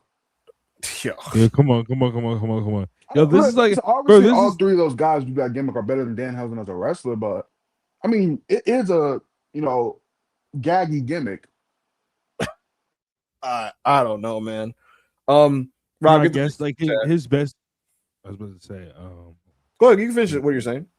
Oh no, I was gonna say, to your point, like his best bet is like I said, doing like somebody said in the earlier super chat, doing segments with R-Truth, like on a consistent basis. That's his best bet. But here's my question: you're gonna pay a nigga $350,000 a year to do that? if you're David Finlay, do you not feel crazy? David Finlay has wanted to go to WWE for years. They didn't give Ricky Starks and Ethan Page main roster offers. And Danhausen is getting a main roster $350,000 deal. Not Ego, not Finlay, not Starks. Stephanie Vaquer didn't get that offer. Julia didn't get that offer immediately. But very nice, very evil man gets the 350 minimum and a main roster rollout, leading to a big angle on a major show. That's crazy. Dead ass. If I'm feeling ethical ball, I feel crazy. And I'm like, yo, Tony Khan, what you got for me, brother? Bro, crazy if I'm feeling crazy. That shit is so crazy to me. You're David Finlay. You've been putting in work. You could contribute. And you're out here like begging for them to fucking like care or reciprocate the interest. But they're doing this with Danhausen. That shit is crazy to me, son. So, I don't know how that came to be, but shout out to him for getting paid. Johnny Bernie 199 says they were booing on purpose. He's very evil, duh. Yeah. Oh, okay, that makes sense. Yeah. Mike says Mike with 599 says Bolton versus Ishii is better than Punk versus Finn, but Ibou's still gonna get on here and hashtag run the gimmick. What a worker, self-made something for him. There's no gimmick. I thought Punk and Finn was fantastic. I thought it was a great gritty match. Punk was bleeding at the end of it. Ishii Bolton was awesome though. That match was I'll tell you what, like Ishii, I could see sometimes there's a fatigue with his match if you've seen it a lot. But seeing it live is a different perspective, bro. Just watching Ishii do his headbutt and throw the chops and the elbows and the brainbuster and the suplexes, it's a spectacle, man. Jersey loved the match and so did I. So shout out to Ishii. And Oleg Bolton, man, he's getting really fucking good. He's getting really fucking good. I didn't really get it with Oleg at first, right? Right. That was Ash's guy from like day one. And I was just like, yeah, I hear you, bro. I hear you. Bro, in this last, I want to say, when did I think it clicked for me with him, like, I don't remember. I think it was around Wrestle Kingdom last year, bro. I was like, yeah, he's fucking got it, bro. Like, he's got it. I love Oleg, bro. I love Oleg. Shout out Kazakhstan. Yeah, Kazakhstan, we number one. I don't remember any Borat quotes, but if I did, it'd probably get us canceled. Mike M. $7 Canadian. What was WWE's jumping the shark moment for the 2023 hot president streak? Oh, 2023 president hot streak. Okay, my fault, bro. Gotta be Dwayne at Bad Blood, right? No. What was your jumping the shark moment? It's the Raw on Netflix premiere. Yeah. I think, you know what I think it was, bro? You know what I think when it was over? What's up? Travis Scott slapping the dog shit out of Cody Rhodes, bro. Bro, I was like, yeah, gang, it's over. Bro, when Rock showed up on TV and broke kayfabe, when the last time we saw him, he was the final boss, and we waited a year to see the follow-up between Rock and Cody, and he showed up, and he was just like, hey, everybody, thank you to Ted Sarandos of Netflix, and shout out to Cody Rhodes, man, and shout out to everybody, shout out to WWE. And it was like, wait, what the fuck, nigga? Like, what? And then Roman beats Solo, and if you remember, Rock gets back in the ring, and he just like shakes Roman's hand, and then just kind of like puts the Ula file on him and walks away. I think that broke things. I think that just like fucked the Matrix up for the rest of the run. My thing is like, bro, The Rock is an extremely smart guy. Yeah, he lives in his own bubble. He does, and he's not really in touch with reality at this point, right? But he's a fucking billionaire. Of course, he's not.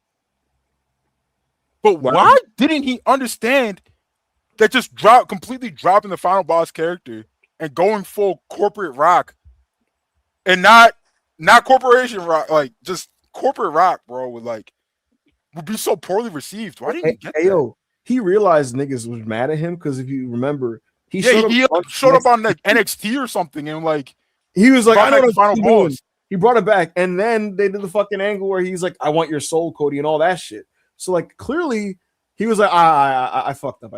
Like in his mind, he's like, I'm gonna fix it. But why didn't he know how this was gonna go from the jump? That was an L from Dwayne. He I don't know what's going on there. That was the shark jumping moment for me, chat. Was that Netflix premiere. Commonwealth Cowboy 499. Kevin Knight, man. Put that big gold on him the next 2 years. He's got it. Yo, I got tweets from 2021 watching New Japan Strong tapings in front of 0 fans, gang, saying Kevin Knight is the future of professional wrestling. Them just got 11 likes, bro. Yeah, he's a fucking star, bro. I've been the leader of Night FC since day one, bro. When that nigga was wearing black trunks, jobbing to the DKC. Chat, you guys don't even know who the DKC is because he's a shitter and irrelevant and will never be pushing any promotion. And Kevin Knight was laying down for him. Yeah. And I was waving the flag of the jet back then. Bro, yeah, the DKC. Literally pandemic episodes of New Japan Strong, where he's like working Clark Connors and the LA Dojo cats like Alex Coughlin and shit like that. And I was locked in there. I was locked in when he was wearing the long orange pants. Remember those long orange pants? Yo, Knight, yo, Jed, if you're listening, I love you, gang, but I'm so happy Ghetto made you take them shits off. They was garbage. I didn't hate it, but now I hated them shits, bro. But now I thought that shit was hard. I thought that shit was hard as fuck. Now seeing him with like some American TV big boy gear, it's like, all right, now this is an upgrade. This definitely is an upgrade. And I'll tell you this, folks. AEW believes in him. They believe in him as a prospect. A lot of the main eventers like him because they the word about Kevin Knight from wrestlers, and I've heard this from numerous ones, was basically that he had a great attitude. And why does that matter? Well, because if you're a young wrestler, they low-key do like it's an unspoken thing in wrestling, but a lot of wrestlers are scoping you out for how you carry yourself in the back. And a lot of times, if you're a young guy getting a big shine on a TV match, for example, they look to see if you're the guy shaking hands and thanking people, thanking the guys that were bumping for you and making you look good, thanking the people that were helping you out in the back, so on and so forth. He's said to have a great attitude when it comes to that type of a thing, and that's what got him over to the boys. I'd imagine that discipline came from just working in New Japan and in the dojo because you have to be hyper disciplined in there. You know what I mean? So he's going to come correct and not act entitled in AEW. And speaking of that, when he signed in AEW, AO, he signed a short deal. His first deal was a short deal, like a prove it deal. And he very much treated it as so and didn't just immediately expect the next one to come, even though it obviously was going to. And now he finds himself in a position where I can straight up say he's poised for a big push this year. And I know that sounds like some generic speak, but he's going to get a yo, Chad, we don't say that. Like, there are those outlets that say that about every single wrestler that's over on the internet. Oh, they're push for a big push or push for a big push. No, they're fucking not. So if we're saying it about someone, like, it's happening. It's happening. Yes. We told you about Bam Mito before it happened. And guess what? It fucking happened. Exactly. So there you go. Shout out to Kevin Knight. And he's doing a good job on the mic too. He's doing a good job on the mic. Yeah, I feel like this wouldn't go over well with AEW fans because of the age we live in.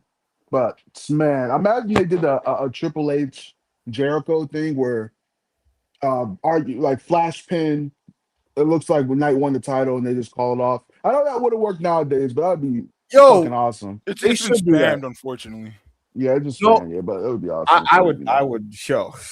I would not mind that. That would be awesome. Bro, we've had way too many dusty finishes in AEW, gang. Bro, Matt said, bro, why, bro? I know it's easy to Jericho bad, but why did he need to do that with Bandito? He beat him already. Weird. He beat him. That's not what I'm talking about. Jericho, you're 50 years old, gang. No, I'm talking about Triple H Jericho from Raw. It's the famous Raw match where Jericho wins the title on Raw, and then he's holding the belt, and then he has to give the belt back by the end of the night because the decision was reversed because the referee bullshitted the finish. Oh no. Okay. Yeah. It was a really cool finish. Basically, it told the audience, okay, not today, but Jericho's going to win the world title someday. And then Jericho would go on to win it in a year and a half. That would get MJF mad heat. It would. Yes. And the thing is, Triple H spent the rest of the episode berating Earl Hebner and the referees and demanding justice and demanding him to get his belt back and bitching to all the authority figures and shit like that. And MJF basically being like, Kevin Knight didn't beat me. He didn't pin me. Hey, give him the belt back and all that shit. You could, I wouldn't be opposed to this angle, especially since Triple H Jericho was the opener of the show, and it popped a big number because it was wait, we got a new champion. What's going to happen with the rest of the TV? And imagine a similar situation where Max lost to Kevin Knight, and the tweets on the aggregation say Kevin Knight won the championship, and you're getting that at 8:30, and you're like, wait, what the fuck? Huh? And seeing how that plays out. So, Chris, I'm not opposed to it personally. I'm not opposed to it. Chat, we are at 350 likes.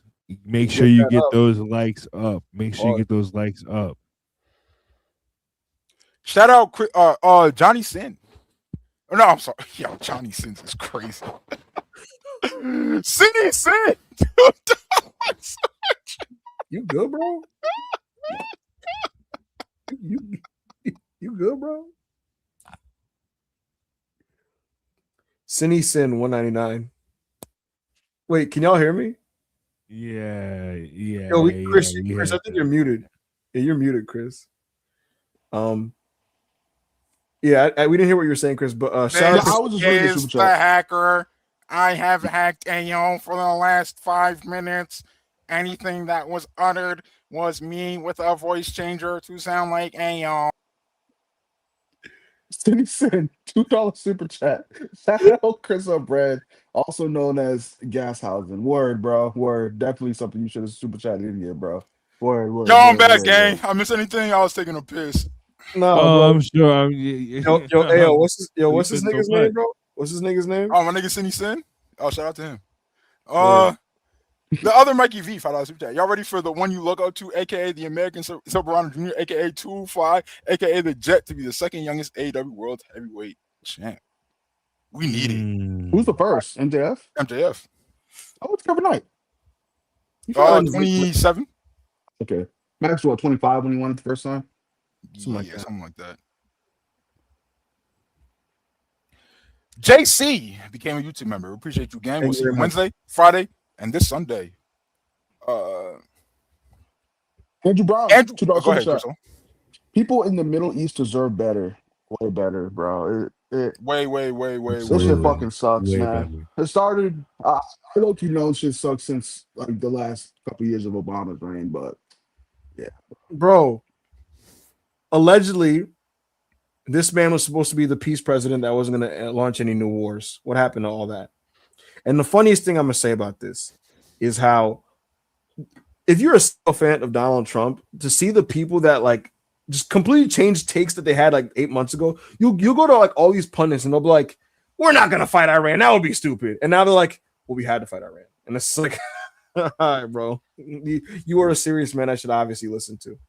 I pray for peace everywhere, and I especially pray for peace in the Middle East, of course.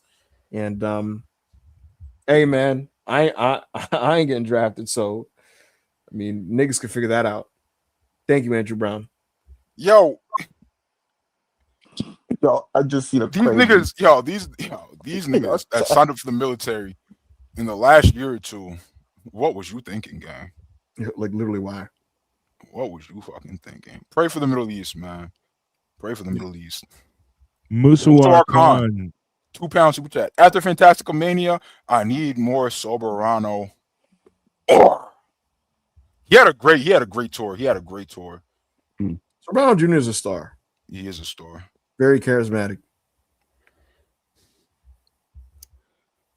Ibou, you are 300 pounds. You ain't getting drafted. Ibou flexing his old age. Ibou couldn't pass a physical. Wow.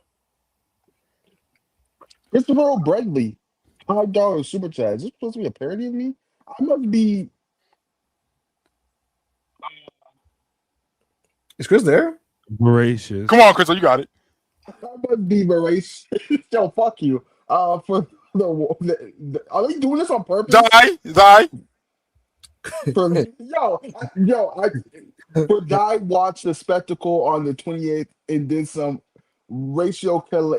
Well, yo, son, these are not real fucking words, right? I'm being gassy. I'm in my head now because these words are not so fucking real. Yeah, come on, man. I must be voracious because I watched the spectacle on the 28th and did some ratiocination on being a TKO stalwart as Danhausen got me bedraggled. Hashtag Yes, I guess. Bedraggled. These aren't real words. They are real words. No, they're fucking not. Bro, this is the fancy version of you. This is alternate universe Crystal. Yo, I'm sorry. Anything from Britain is not real. Yo, Christopher O'Reilly is crazy. Yo, quote that. Yo, Chad, you know, to this day, I don't know if Chris is Christian or Christopher, because when we just became friends, he changed it 10 times in a row. He kept switching back and forth between Christian and Christopher. I don't know. It's one of them. He's doing like 2 other Chris things. He was like, yeah, I'm actually like Christian or some shit. I'm like, all right, bro. Like, I don't know. I think it's Christian. I don't know, bro. I don't know. He kept changing it, bro. Yo, Ibou, read this, please. Yo, what the fuck is this? Ibou? Masculinity Hausen, Ibou Hausen. Are you not shorter than Gary Coleman? No, I certainly am not. Why did you do the voice? I don't know if I was supposed to do Danhausen or Jericho. So Danhausen, man.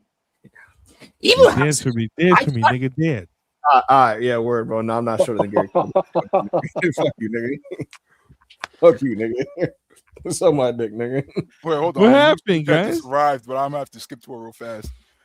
Pizza loving Rob, $2 pizza, $2 super chat. I love pizza. What's on pizza? Well, yo, what you like putting on that pizza, big bro?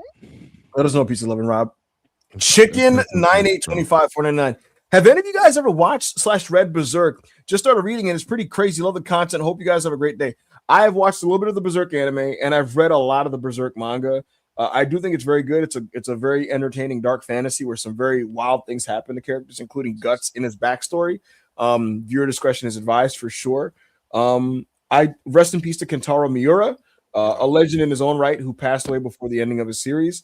One of the biggest fears I have is a series I like having a mangaka die before he finishes. But yeah, I've never caught up to Berserk, and maybe someday I will. But I have read a lot, and I liked it. So I love Berserk. I am 4 chapters behind, I believe. Oh shit. It is. Thoughts on Griffith, bro? Yo, if I ever saw that nigga in the street, I'm gonna do something with his ass. Yo, man, shout out to Casca, nigga. Shout Yo, out Berserk to fucking Cass. sucks, bro. I'll be the one to fucking say Berserk. Yeah, sucks, Crystal's not a fan of Berserk. We've had long conversations about it. You can't be mad at his issues with the manga.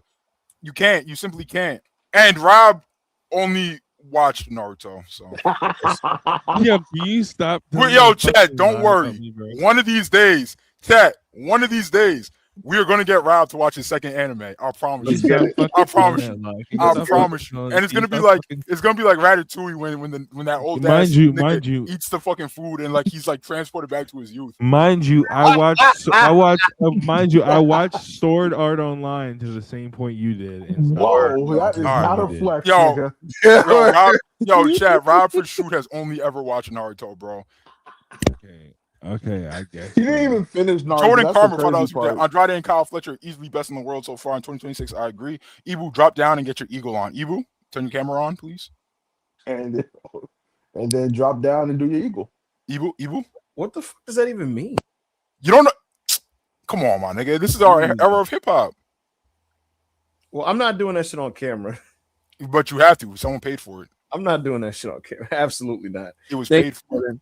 Thank you, Jordan. Dance for me, nigga, dance. No, Andrade, CM Yo, Chad is very disappointed that you partook in Sword Art Online. Yeah, bro. So SAO is crazy. Yo, no. Listen. Yo, Rob. Did you watch all of season 1 Season 1 of what? of SAO? I'm asking a question. Nigga said No, not even Cowboy bro. Bebop Mud. Yo, Christian, how do I tell watched- you? He's only ever watching Naruto. Spoiler alert. I watched up until when they died and then they turned into fucking like Tinkerbell fairies. I stopped watching that shit. I was gonna say, gang, in the second half of that first season, bro, the main character and his sister like badly just wanted to have sex with each other. Like that's what you Thank God I never saw it, because when them niggas, like I said, when them niggas turned into fairies. That's what you thought was gas, bro. Like you was really fucking with that. Like just like the No, like bro. When them Word, niggas bro. turned, like I said, when them niggas turned into fairies, I stopped watching that shit. word, bro. I'm good, gang. Word. Raccoon said second half was some bullshit. All right, we had to get on our fucking horse, bro. We went through a million super chats and we still have 47. You guys are awesome, by the way, though. So shout out to we y'all. love y'all. All right, yeah. So we gotta get on our horse, y'all. We appreciate y'all. Keep the super chats coming. We're gonna speed through these. Rob with the pork fried rice $2 super chat. Brother Rob, what are you ordering, man? Yeah, we Bro, it says pretzel crust pizza. It's Pretzel crust. $5 super chat. Rob, the White House has confirmed that the Iranian missiles are on the way. Stay safe, my porky. My porky is crazy. Donnie, big man, $2 super chat. Did Ibou slender OTC? Hey, yo, you know what time it is. Oh shit. Oh shit. Is it a certain time? Is it a certain time, nigga? It is now fist o'clock. Yeah. It is now fist o'clock. Why is Rob doing it slow? Why is Rob doing it slow, nigga? Why Chris? It is now fist o'clock. Yeah, nigga, you gotta put some lotion on my shit. Let's go. Kuzma, $2 super chat. Triple H got his money. He don't care. LOL. Yo, I think I think when Triple H finally got the reins, he approaches with a certain level of passion that is not there anymore, and he's just my ass is getting beat by this fucking job. He looks so defeated now when he talks, bro. He was so like puffing his chest out, bro. 2 years ago when Rock was Uncle Roku, $20 super chat. Yo, hope it's been a blessed Monday on session number 6. 47-minute mark. Ibou mentioned that between Punk and Roman, one of them isn't eager to work the other, and he would monitor it. Was wondering if that's still the same sentiment. So part of that was because of the creative direction. Should that match happen right now, both sides are at peace with the direction. Broadway Brian, shout out the homie. $20 super chat. Hope everyone is having a good one this evening. Question for y'all. What is a mundane thing in wrestling that you go crazy for? Hashtag self-made forever. Hashtag Ibou change your ad. Facts. Ibou change your ad. Mundane thing in wrestling. I like great physicality out the gate of a wrestling match. Yeah, like, me too. If there's like really good physicality, like a snug lockup, and just this real like sense of feistiness and dislike from the wrestlers in the beginning, that's some real shit. I fuck with that. I like sweat coming off the chest. Oh yes. Yo, up close, seeing that shit with Ishii and Oleg was also crazy, bro. It was like on some Kobashi shit. So that shit was That shit was splashing niggas in the crowd. It was splashing niggas in the crowd, bro. Hey man, call Ibou's girl. Mullet Man, $22 super chat. Don Callis greater than Paul Heyman. Yup. 100%. Vince since what? 2021. I think they both suck right now. Paul Heyman's even worse. I think Paul Heyman's really bad right now. Bro, I'm not saying you have to like what Don Callis is doing, bro, but you can't use the same word to describe Don Callis and Paul Heyman. You can't. You cannot, bro. You can't. You know, to be honest with you, I think the only difference is the talent attached to Callis. Yeah, you're smoking crack. You're smoking crack. It's far better than his son. Member for 2 months. In your best estimation, guess how much of the current WWE creative are Triple H's idea? Ibou, put a percentage on it real quick. Half of them. 50%. There you go. Yeah. BDN Jr. Big Dick Nigga Jr. Remember for 2 months. Spending WrestleMania week, going to a lot of indie shows. As a local, I spent way too much money last year for night two. Never again. Punk Roman is tempting though. Yeah, I was gonna say as a local, bro, just go to like a bar, but I forgot WWE blacks those shows out. So I guess get some friends together, go to a watch party, have a watch party in the crib, bro. Yeah, I can't lie. If I'm one of the niggas running the bar, I'm playing that shit anyway, bro. What the fuck are they gonna do? Yeah. I mean, you're not gonna get in any real trouble if you do it. They're gonna send you a cease and desist, and you'll be like, "Oh, my fault, Nick Khan. I'm not gonna do it again." And that's gonna be the end of it. Fuck out of here, bro. I'm playing that shit in my bar. You think they're gonna sue every single nigga that fucking play that shit, bro? Come on, son. Corey David, we touched on that already. Appreciate you, Corey. Austin Kinkle, $5. Logan eliminating the guys to the crowd being deflated reminded me of the way Vince would book Brock and Corbin in 2018, 2022. Brock was getting wins in that time period, and the crowd was just like, meh, that was happening. No, it wasn't that. It was more like people got like so demoralized by how Vince would just press the Brock button and Brock would just smoke whoever Vince decided like to ruin in that given month. And the fans at some point were just kind of like, oh, okay, bro. Like, all right, man. You know what? No, fuck that. You know what it felt like to me, guys? It felt like at Royal Rumble 2015, if you guys ever seen it. It's towards the end of the Rumble. It's when Kane and Big Show are just collectively throwing everybody's like favorite wrestlers out. That's what it felt like to me. Like when they were just throwing them into dead silence, just one by one by one. That's what it felt like to me. Anjan PN, shout out homie. $2 how many reports we'll get about this? I don't expect many, but hey, bro, Corey stood on business and said, "Yo, He did say these ladies are shooting." So, yeah, he did say it's not hey, working. man, you have to respect that, bro. You have to respect that. I don't expect a lot more people to follow, but I guess we'll see. Yeah. You open the floodgates for people to finally be like, "Hey, Miss Erica Brad, $2 super chat. Logan had a great performance. Miss Erica Brad. Logan had a great performance on last day of Feb. Huh. Yeah. Don't know why you highlighted that, Miss Erica. What the fuck? What the fuck? my fault, I misclicked." Then I talk to you when you get to the crib. What the fuck? All right, bro. All right, bro. What the fuck? Jake does memes. $2 He should be delivering my DoorDash housing to me. Yo, Jake, gang. Jake, do not make me DM you every single tweet from podcasters and media who said you have to enjoy Danhausen's gimmick, bro. Don't make me do it. You obviously need a stern talking to. You haven't learned your lesson, gang. Have you or have you not read these tweets? What were they not clear? Were the instructions not clear? They told you what was going on. They told you, gang. They told you. You have to like it. What's wrong with you? Secret Cow, $5 Australian. Best part of the Ripley Twitter shit is after PR gets this thing straightened out, they're gonna try and convince you it was a work the whole time. Oh, that's gonna be the best part. Triple H is gonna go, this was hashtag my idea. Yo, bro, if some people believed, bro, PR's been trying to straighten this thing out for a year, gang. So it's gonna be the clip and PR's been trying to straighten this thing out for a year. It's gonna be the clip in Unreal Ibou, and it's like them sitting down, and then it fades out, and then fades back in. Bro, Triple H fired our truth, and then turned around and was like, "Hey, man, it's all a work." And then his son was like, "Our truth said no," and then his son said, "No, you're a liar." His son was like, "This nigga's literally lying." So, yo, and then our truth went on Breakfast Club and said, "No, he's lying, bro. I was fired." So in our business, we do something called the work shoot, right? Razor, remember, for 2 months, they really should have just done the Charlotte versus Jade match, and instead it was right there. LOL, why shoehorn Rhea into this spot? She's way too sensitive. Nah, what I would say is I would also book Rhea versus Jade over Charlotte Jade, respectfully. All right, so Ibou, rank these 3 matches. Okay. Io Bianca, Io Bianca, Io Jade, Io Charlotte. No, this is too much. All right, we'll just do the 3. Io Bianca, Charlotte Jade, Charlotte Rhea. Rank them. Io Bianca would be the I'm sorry. Io Rhea. I'm high.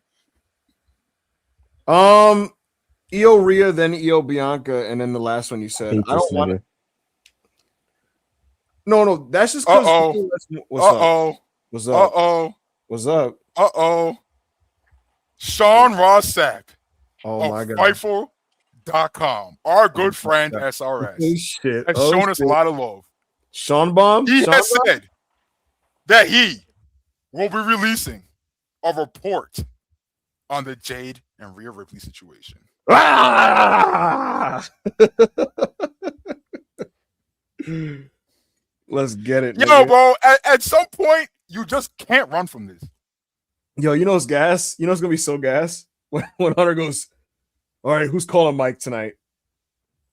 Yo, that Mike Johnson's, everybody, come on, guys, please. Come on, guys, please. It was a work.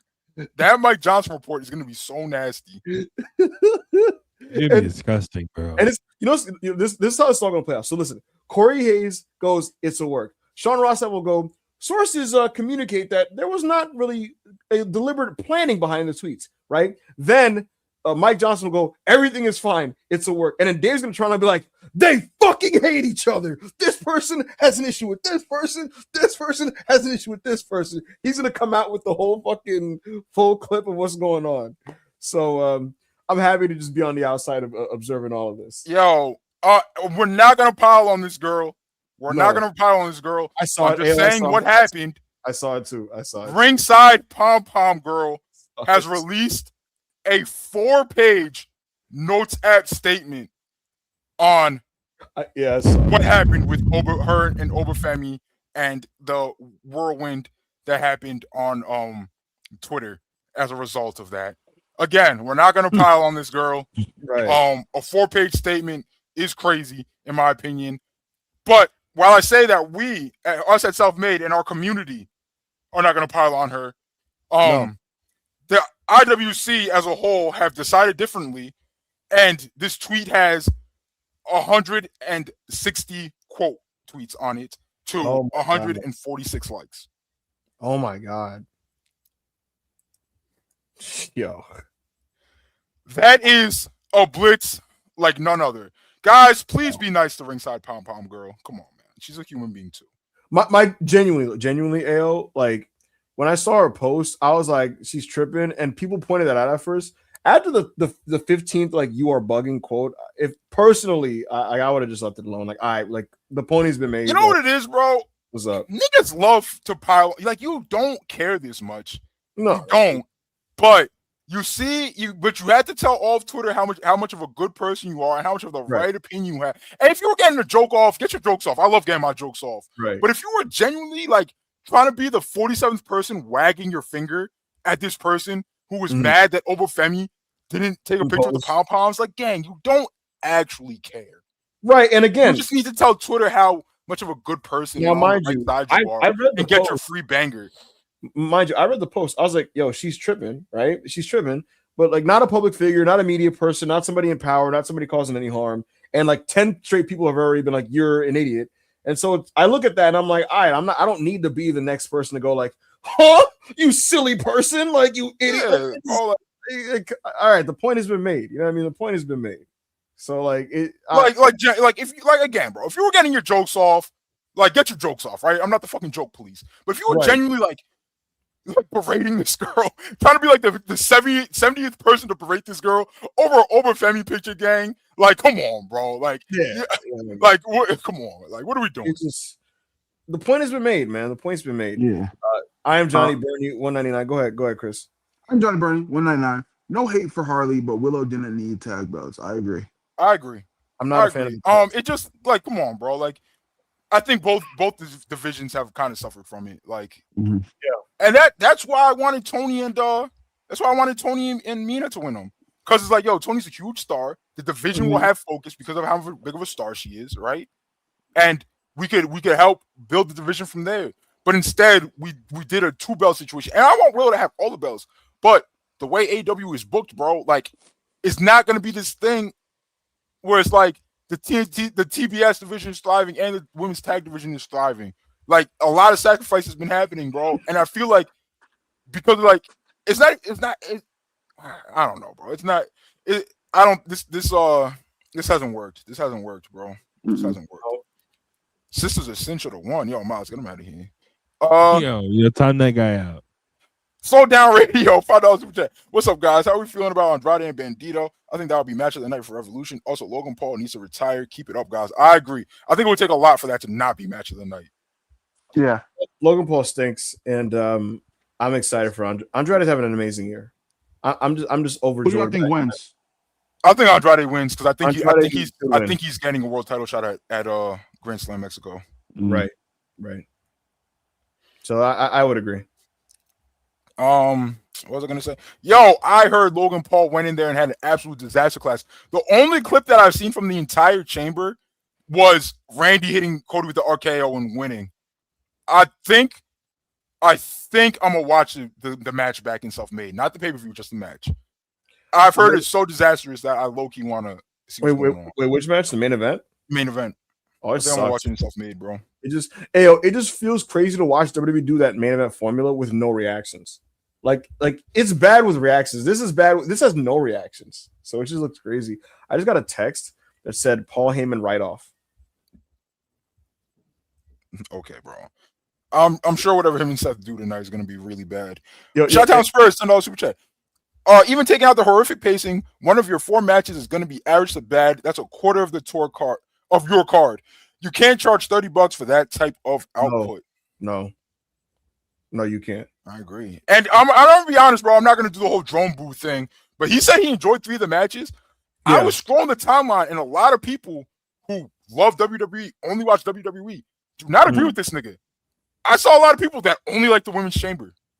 A lot of people that only like the Women's Chamber. WWE Twitter generally liked the Punk match, but I will concede a lot of them didn't like Becky and AJ. A lot of people didn't like Becky and AJ. And to be honest with you, I think a lot of that is just because their mind was made up because that's been one of the worst programs on TV for a while. Like the build to that shit was like embarrassing, to be honest with you. I think it sucked, bro. I thought the match was fine. I thought the match was fine. Wait, you thought the Becky and AJ match was fine? Yeah, I give it 3 stars. I saw Fed fans talking about some 3/4 of a star. I mean, 3/4 of a star and getting like 5,000 likes, bro. WWE Twitter has turned on both Becky and AJ. They're done with both of them, which is interesting. Yuzuru Hart $5. Please don't hog tie me for asking. If Will wasn't British, wouldn't it make more sense to pay off a 6-month story with Kenny at All In? I mean, to be honest with you, I get what you're saying. You know what I mean? I get what you're saying, and in a different planet, I wouldn't hate that. Like Kenny Omega just wins the big one finally. So I'm not gonna hog tie you for you suggesting that Kenny Omega should become the champion. I'm not going to, even though that's not the direction. Like I wouldn't hate that. You know. I'm gonna take my Kenny Omega super slipper goggles off, and I'm gonna address this objectively. I don't think it really makes more or less sense if you go with Kenny or Will. I think it just depends how you tell the story at this point. I don't think this is a situation where you have to go with Kenny, but oh my god, they're shoving British boy in this. I don't think that's especially since like with MJF and Kenny. I mean, with MJF and Will, we have that whole 1-1 situation where it's like, yo, we let's do the tiebreaker. Where should we do the tiebreaker? It's one of your biggest stars, one of the other biggest stars. Let's do it at our biggest show. You know what I mean, bro? Beyond that, it's March, son. You can make all kinds of matches. Yeah, it's March, bro. We got a long time till fucking All In. Yeah. So, yeah, appreciate you as always, though. You're so hard. I'm Johnny Burns. Super chat. The SmackDown locker room needs a.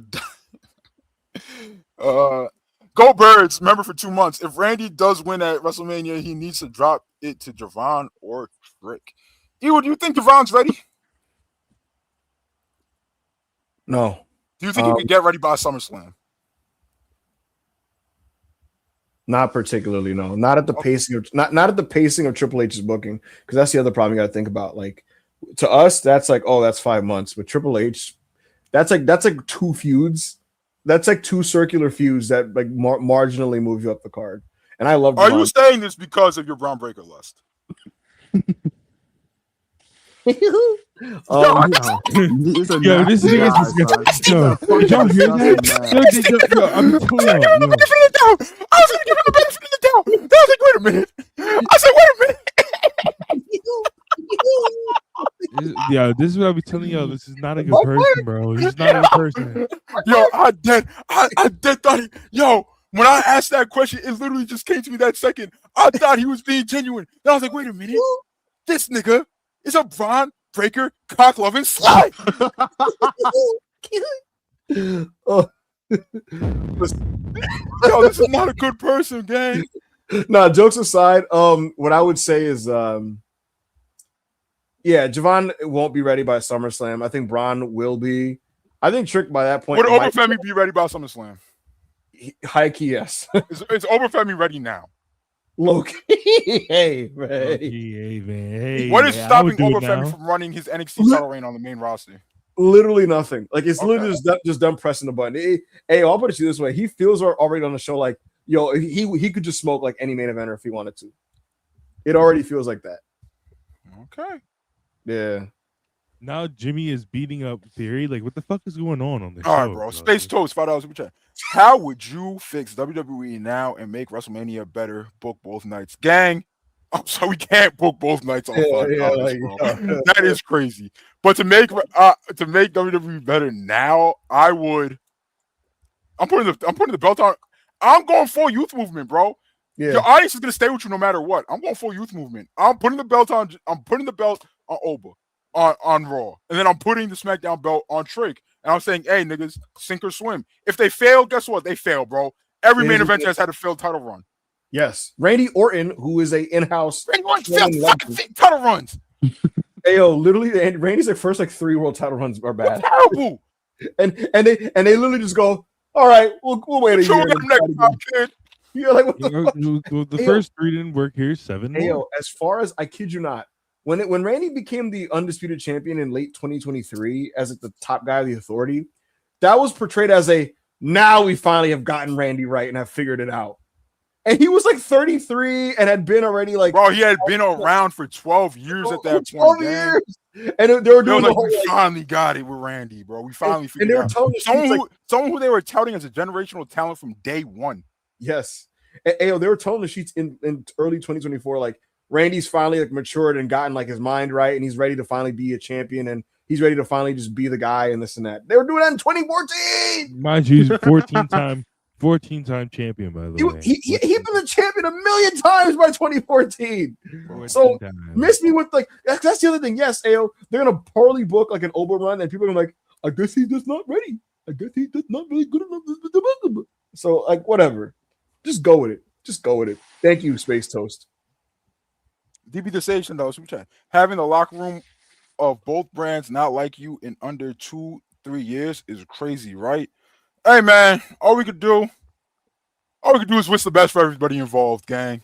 Facts. Hope we all come together. Bailey, we bring the hug gimmick back. Let's make everybody hug. Facts. I'm Johnny Bernie, $2 super chat. Need TKO 2 in this Drew main event push this SmackDown. Need TKO to end this Drew main event push. Scoop time. Yeah. I was told, and AO, hold on a second. Oop, almost sent that to the wrong person. Whoopsies. Okay. I was told on February 2nd, AO, straight up explicitly, that the WWE Championship match, according to Cody's camp, was Cody versus Randy Orton. I was explicitly told that. And the only reason I didn't report it, can I be completely honest with you, AO? And I think I actually did toss it out there. WWE's creative was so in flux and so all over the place and so just changing everything. That you just expected it to move. That I was just like, I'm not putting my name to this only for them to change their mind in a day. But that's what I was told on February 2nd. And you know what? I have not received proof of this. I'm going to send you proof now. And if I'm lying... If he's lying, Chad, I'm going to tell you. I love exposing fraud, boo.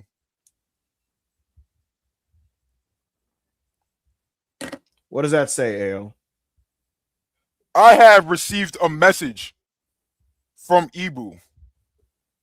And it is a text message that is dated Monday, February 2nd at 10:33 p.m. I'm told Cody versus Orton. And here's the thing about it. It is March 2nd. Do you remember I kept repeatedly saying that the one thing I kept being told was that the WWE title match at Mania is not a multi-person match? Remember, I kept saying this. That's why my assumption was, I'm guessing they're just doing Drew and Cody, and maybe we could hope for Jacob. But now I'm thinking, where the fuck did they go? I don't know, but now I'm thinking they're just gonna fucking do Jacob and Drew, non-title on this show. Is there a chance that we do a fuck finish with Jacob on that match, and we end up just getting a 4-way? Yeah, there's a huge, there's a chance, but Cody's camp was told as of early February that he was going to be getting a Randy Orton match. Cody is a believer in that match and a believer in that program, and we'll see what they end up doing. We'll see if they end up sticking with that or if they decided to just combine the Drew Jacob and Cody Randy matches, because both things could happen. So, folks, what would you, as our good friend Joe Hobart says, this is a tough business on families. This is a tough business on families. What do you mean Randy Orton main eventing Mania in 2025 or 2026? I don't know. Do they not remember that Randy Orton is the same man who they told to draw house for NXT, and he couldn't get 2K people in the building in his own hometown? That's what I'm saying. Like, so is this Randy Orton pivot a ticket ploy? Like is it like a them going, we don't believe in Drew. Hopefully Randy can sell us the rest of this building out. Like I don't really get that one personally. Chi-Town's Oh, go ahead. If Tony Khan was a real boss, he would squash his Rhea Jade beef before he gets it in. Yeah, Tony, get your locker room in order. Yo, I can't lie, Shout Town. Yo, like, what the fuck is TK's problem, bro? This is clearly his fault. Yeah, man. He needs to get the locker room in order. This is clearly his fault. He needs to figure this out. Will Chisholm, $2. Did Jade want to at Mania? She was hoping for Jade. Well, her big dream match was Charlotte Flair, but if Bianca was healthy, she would have liked to work Bianca. WWE wanted it to be Bianca. What about Bianca? Did she want that? I have no idea, but I know that WWE wanted Bianca. They wanted her to be healthy, and obviously she won't be healthy to work the show, but she's still expected to be on the show for whatever that's worth. Okay. Hmm. Kuzu, go ahead, Crystal. Kuzu, $2, $5 from the chat. Ibou, is it going to be a 4-way for the WWE title, or is Cody about to do Drew super? Oh, well, we just touched on that. We Yeah. appreciate you, though, Kuzu. Yep. Will Chisholm, $2 from chat. Did Rhea have a problem to take clean pin to Lash? No, and Lash thanked her in the back for putting her over. Yo, who's teaching Lash, bro? Yo, I love Lash, bro. I love Lash Legend, bro. Yeah, she went to the back and thanked her for that's a fucking pro. over. Yeah, super pro. That's the young black wrestlers in the business right now, man. Someone told me that like Lash is a sweetheart in the back, and that like basically similar to the Kevin Knight thing, like just really disciplined and really just appreciative. Again, you know, who did Jade get the title off of? Jade Tiffany. Did she thank Tiff for the rub?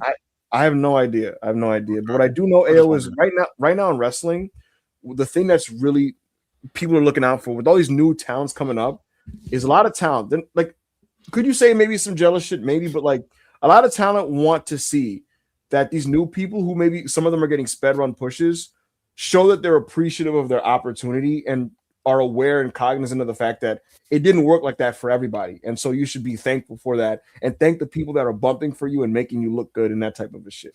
So I want it to be known that we now have a community member named Ibou Hates Women's Wrestling, and now we also have a community member named Ibou Hates Mexicans. Wow. They are clocking your tea. I love the Mexican people. Space Toast. If Triple H gave you complete control to do whatever, give me a full 2-day card. Happy Melon in March. Yo, you niggas are asking a lot. You niggas are asking for 15-minute block of content. Yes, yo, Ibou, speed run this. Go ahead, speed run it. 8 matches, 4 matches a night, because that's what he could be giving you all. Yo, if it was January, right, and you told me make a Mania card, Rhea and Io is on that show. You know what I'm saying? Io and Rhea is just on that show. I'm personally doing goddamn Cody and CM Punk on that show. Cody and CM Punk was one of my matches. Is there a belt? Yes, that's for Cody's belt because this is before he loses to Drew. That's what I would have done. Okay. And then goddamn who's the other champion? Okay, Braun Breaker would have faced Roman Reigns. So Braun Breaker would have won the belt at that Netflix show or whatever. Yeah. And he would have defended against Roman Reigns. That's what I would have done personally. Another big thing I would have done on the show. Oba probably works Brock. Javon is in some crazy multi-man where he gets to showcase himself. I do something with Bad Bunny and the Luchadors on this show. Roxanne and Finn Balor face Liv and Dom. That's kind of how I'm getting down with this card for the most part. All right. Yeah. Yep. Jacob 5 pretty bad. I hear you. Niggas saying, what about Julia? I'm doing Julia and Jordan. Is there a belt? Yeah, Julia's a U.S. belt. Corey David, $5. Undertaker looking like the best booker. AAA over the weekend was pure cinema. Ludwig Kaiser's literally Superman in Mexico. Him, Pimpy were magic. I don't watch the AAA show. And hey, I watched the AAA show earlier today, man. I saw niggas saying it was very fed-pilled, but yeah, I don't really keep up with it personally. But shout out to the niggas that fuck with the AAA product. When I do watch it, it's not like terrible. So there you go. Hey, bro, I'll never watch AAA again. Probably, I'm sorry, but I don't know, bro. The WWE fans who watch it seem to enjoy what they're watching. Big Chopper, $2 super chat. Shout out Corey David, by the way. Big Chopper, $2 super chat. Dropped an alt on Jade. Bro, you spell ULT, you ignorant It's fucking old, black. yeah. Dropped alt on Jade after Black History Month. Hashtag Ray. Rhea IG post. Rhea IG post. Oh, Rhea IG Yo, never talk post. about my reading again. Yo, I can't lie. Yeah, this is not a word. I thought that was You can't L. read That was- actual words. This is a hashtag of 3 words. I read it. Okay. Fuck off. Yo, Whole Meat is winning in the chat poll. Whole Meat is out meeting Meatbird. Meatbird, yeah. I can't lie, I like Whole Meat better too. Not Josh Toffee, $2 super chat. Punk set Danhausen. Yo, I didn't realize Danhausen was from Chicago, gang. Yo, he's from Chicago, and the Chicago crowd still were just confused, and we're like, we're not trying to see this, but like, bro, the visual of him in the ring is gonna be insane. Thank you, Josh Toffee. I can't wait. Hush Nicks, $5 super chat. What's up with the producing with wrestling? Why is it so boring and lifeless? Feels like these matches is half-ass slop nowadays. Bro, because niggas are taking a check, bro. Because for a lot of these dudes, bro, they're very much like it's just like a job to them. Like they're just trying to make their job easy and move on with their fucking day. So DB it's the like, Sage, $5 super chat. Jade's heat initially started when she got into it with Shayna, who's widely beloved back there, like Tamina.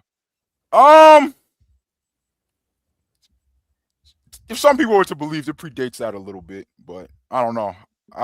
We don't have any source. I don't have any sources, so I'm rooting for Jade Cargill's run to continue to be a positive one. Personally. Commonwealth Cowboy, $5 super chat. Kevin Knight, man, put the big gold on. Oh, we got this already. Well, I appreciate you though. Broadway Brian with a very generous $50 super chat. The best pod in the game. Hashtag self-made forever. Hashtag Jay White sucks. There's a lot of truth in this chat. Best pod in I the can't game. lie. Is it weird that I low-key missed Jay? I don't miss him. I missed I'd be lying. What the fuck? Why am I nigga? What the fuck? Yo, Chriso, can you tell us what you missed about Jay White? Well, I miss that it's his era. I miss that he's the cultist of pro wrestling. I miss that he sold out Madison Square Garden by himself. I miss that it's his era. Did you know he sold out Madison Square Garden? He said it's his era. Chris, you said he's the what of pro wrestling? Catalyst. You did not say that at first, bro. You said I did though. Review the tape. Chris, all right, you want to put money on it? You want to put money on it, Chris? Why did I put money on it? I know I said what I said. I don't want to take your money, old man. I put 30 on it. I'd slap you. Danny Kwan, $5 super chat. 2 months in 2026. Who's your top 3 wrestlers of the year so far? For me, it's Mystico, Andrade, and Moxie. Honorable Mitchell, Carmelo Hayes. Oh no, yo, Danny Kwan, I can't cat you. I watched a lot of his goals. 2026. I don't know. Yeah. Hey, nigga, hey, man. Shout out Big Mystico though. Shout out Big Mystico. He was absolutely the rest of the year 2025. I don't think he started 2026 with that same, that same oomph that he had last year. However, in 2025, he started the year really slowly as well, very slowly. So that does not say that he can't turn it around, in my opinion. For me, 2026, I have Yota Tsuji, I have Andrade, and I have the proto star Kyle Fletcher. For me right now, the conversation is MJF. MJF is in there too. MJF is in there too. For me, it's MJF, it's Tsuji, it's CM Punk, it's Andrade. Andrade off in-ring excellence. Max and Punk off being like good top champions. Tsuji for being that as well in a new period of New Japan that is, from what I'm seeing, is still doing well commercially in spite of the loss of star power. I have to put Swerve in that conversation too because he's had 2 really awesome matches. And he's had what I think is the angle of the year, so I have to put him in that conversation as well. Yeah, no, I was just Kenny, Andrade, MJF. So we'll see how it plays out. Yeah. My three is Swerve, Fletcher, and Rome. Big Rome, baby. Billy Football, $2 super chat. What's the WWE What? match at Mania? Yo, yo, Pop wilding. Yo, he said that shit and looked away immediately like, yo, niggas is not gonna check me either. Nigga, hey, Yo, hey, this hey. is- Yo, We come back tonight in the main event of Raw, nigga. Yo, if you ever want a reason like to hate WWE, Gunther and Dragon Lee are. we can't be doing this, gang. We can't do this every week, bro. We can't be 2 hours in and we leak into Raw and you niggas start giving us Raw updates, bro. Please, bro. Please. There's a. It wasn't just gonna be a generic update, but okay. You gave us match updates last week. You think I'm supposed to believe you? Billy, like I said, the Cody, at least as of a month ago, is expecting it to be Randy. So we'll see if it's Randy or if it's the 4-way. Thank you, Billy. Corey David, $2 super chat. Shout out to Lash for getting her first title. That's a fact. Shout out to that beautiful black queen. Abraham Chagoya, $5 super chat. I feel like the nail was Rock going on Pat's show the following day to shit on Mania payoff. Yo, was that really the next day? Yeah, he was on the literally right after WrestleMania. Rock showed up and was just like, that shit was ass. Yo, that shit was so funny, gang. I thought it was like a couple weeks after. That shit was so funny. Chriso? Ultra Instinct, 10 euros. What's really weird about Rock on Netflix premiere is he went on IG Live immediately after the Rock versus the Roman versus Solo match and was riffing in the final boss character for 20 minutes until he left the arena. Nigga, he was not sober. He's just doing shit, bro. No, bro, I know they had mad champagne backstage, son. I know he was wilding out.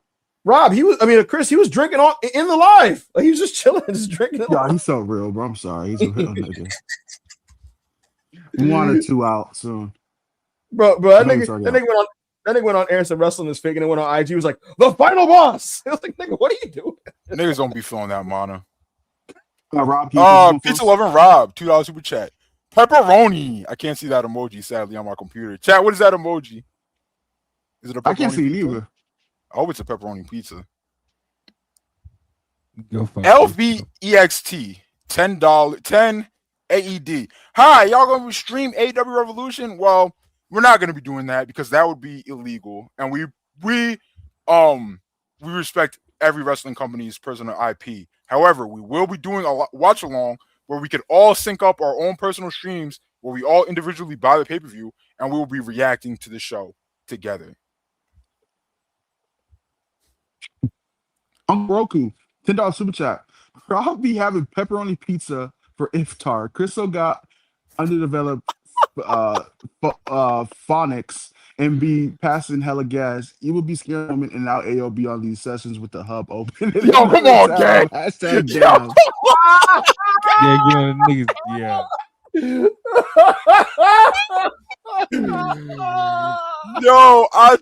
The hacker told y'all that nigga had a voice changer. That nigga had a voice changer, bro.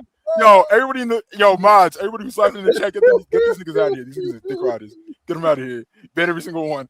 Gotcha, man. Remember for 2 months. I've seen the light on AAA and Taker FC. That Pimpinella Escarita Grande Americano angle was gas. Also, Rob, I got $200 on you for the draft, big bro. Yo, I'm gonna be honest. Like, niggas know I'm not like Fed FC, but like all that shit always makes my timeline.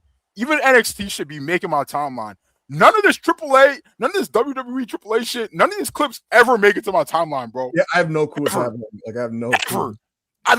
I never stumble upon these clips. Like, I don't even know the shows be happening. Yeah. Yo, I swear to God, more AAA was on my timeline when these niggas was not WWE. Now that they are. I'm not, like, I swear to God, bro. This shit is crazy to me. I love that show, bro. It's my favorite WWE show right now, bro. It's Yo, Pedro in the chat said they was chanting Undertaker at the end of the show. Yo, that's crazy.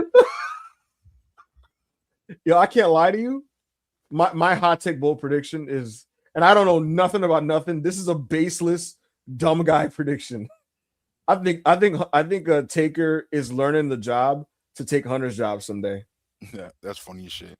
Hush Nick's $2 super chat. Is Fed at least self-aware that product is shit? Absolutely. No. They know. They know it's not good. Well, there are many people that think and many people that don't. You know what I mean? So I mean, yeah, like, bro, like, come on, gang. Like, Road Dogg has no clue that show that WWE is bad. He has no clue. Right. But like, if you're asking me for like Triple H, William Regal, like if you're asking me if they think if they know the show's bad, of course they know it's fucking bad, bro. Right. Need Big Milky. Why did Double H hire Punk's Liquid Death hold? I still never had a Liquid Death before. They're gas. I heard Chriso and who was it? Was it Mookie or BV? I don't think Mook jinxed him anymore, but he did. They did some bullshit AI shit for the Super Bowl, whatever. Them drinks still gas, I fear.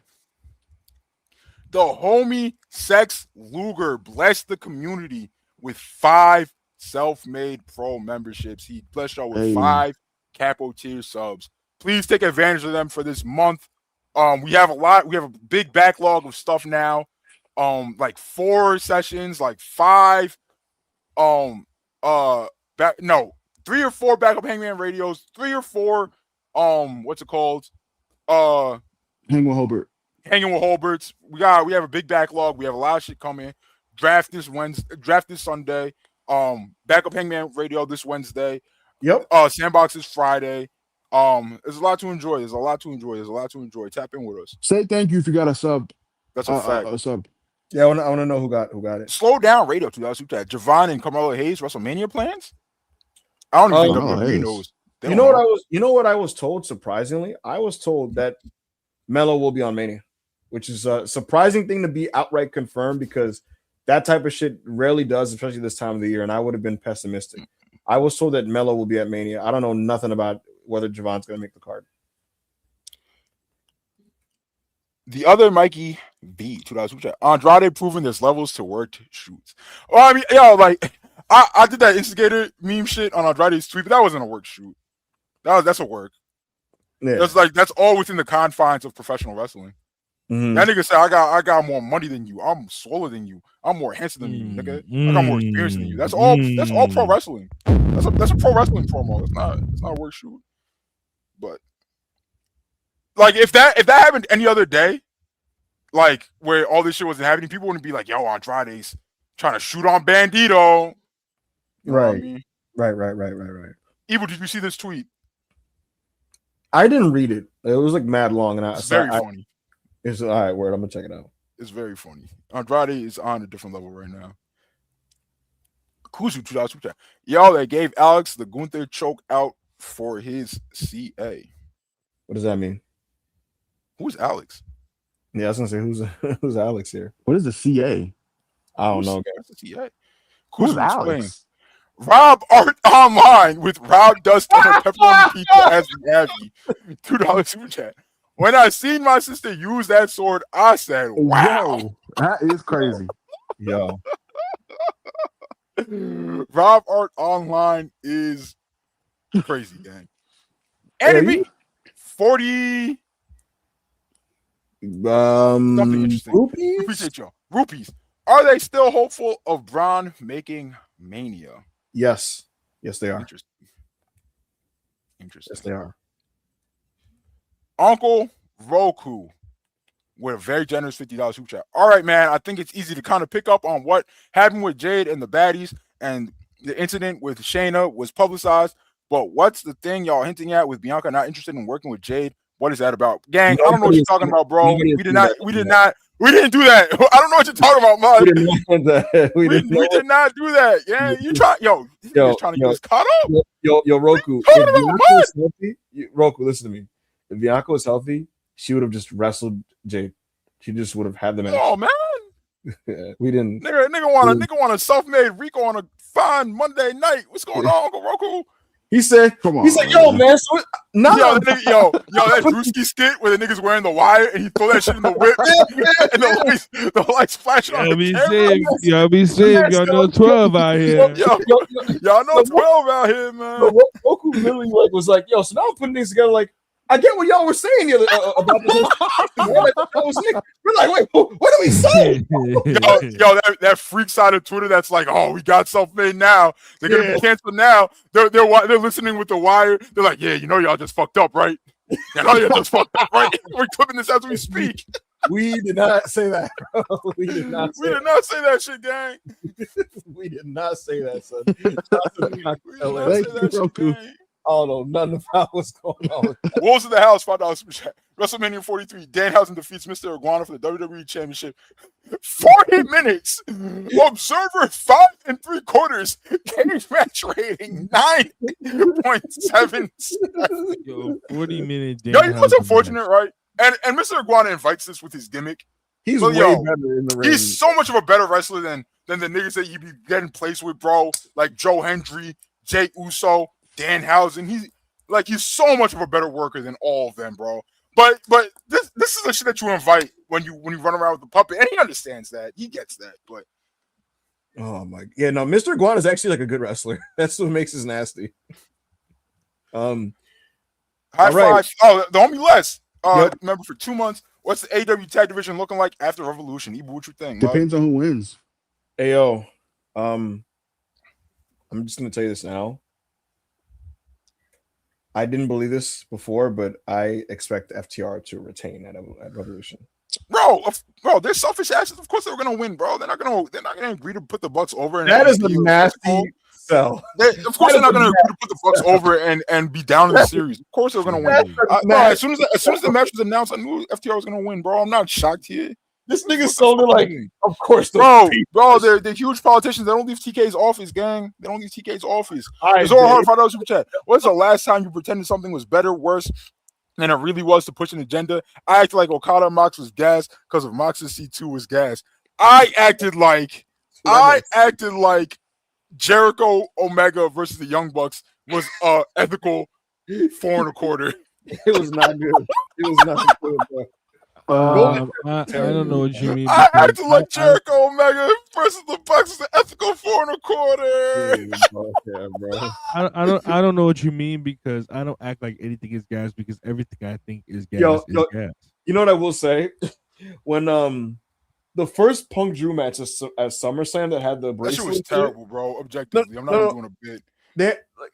Remember how like Punk saw it on like Seth's wrist and like stopped wrestling and shit? I just no-sold that whole part of the match. I was like, hey man, I'm just talking about the work, man. Oh man. All right. And that is it. It's time for our match of the week. Let's get it. And that is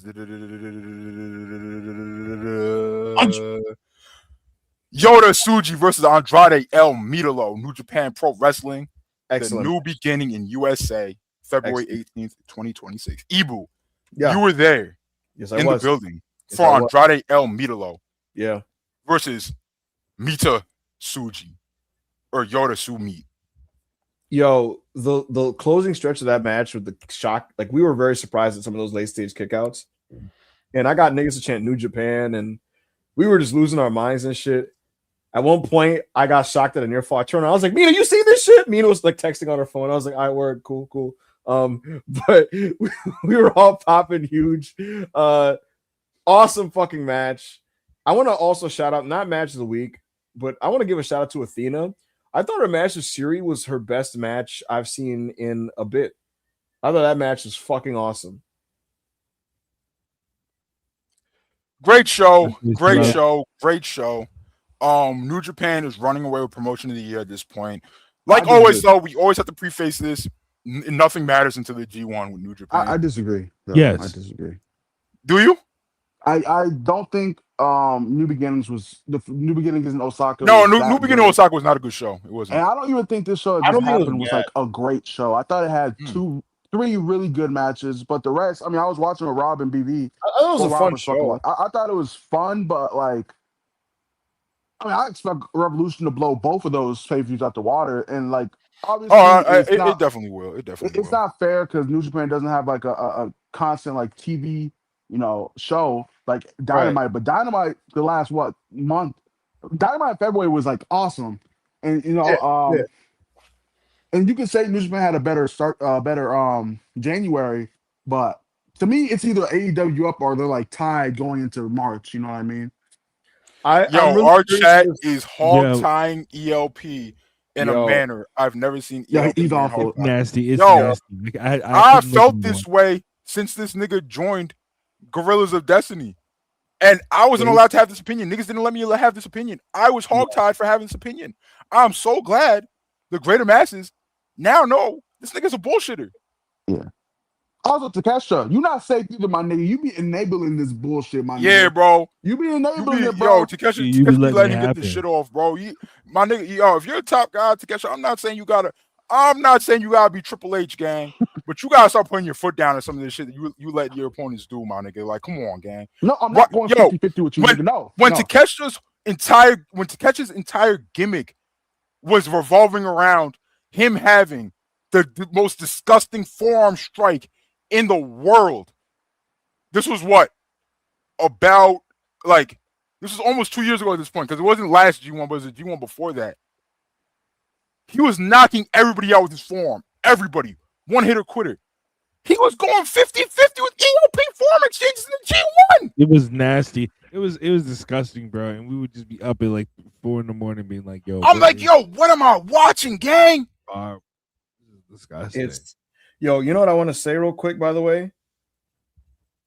Yuya Uemura had an amazing interview ahead of the New Japan Cup, and it was kind of shocking. He did, unfortunately. I'm kind of shocked that he basically like, "Yo, I ain't gonna lie, bro. I'm good off teaming with Shota right now. We're done with that." So I don't know if you saw the message, but I was talking with Ash, and we both think he's winning the cup. I hope so. I don't expect a lot of great matches to come from the New Japan Cup because of some of the names and the way that they're ordered. But I do hope that Shota, Yuya, Yota, Yuto Ice, and Callum Newman all advance far in the tournament. I hope those 4 guys advance far, and I want Yuya to win. And I think him and Tsuji are gonna have an amazing match at Sakura Genesis. In another universe, I would like Callum Newman to win the cup this year, but bro, that would be 3 guys in a row. That's wild. Come on, gang. I actually think come on, Japan first. I'm not rooting for him to, but I think he's going to be honest with you. You think he's going to? I think he's gonna win. Yeah, I think it's gonna be Yuya. I'd love it to be Yuya. I want Yuya. I want it to be Oiwa. I mean, I'm not gonna complain about that either. You know what? This is what I want. I want Tsuji to face Yuya at Sakura Genesis.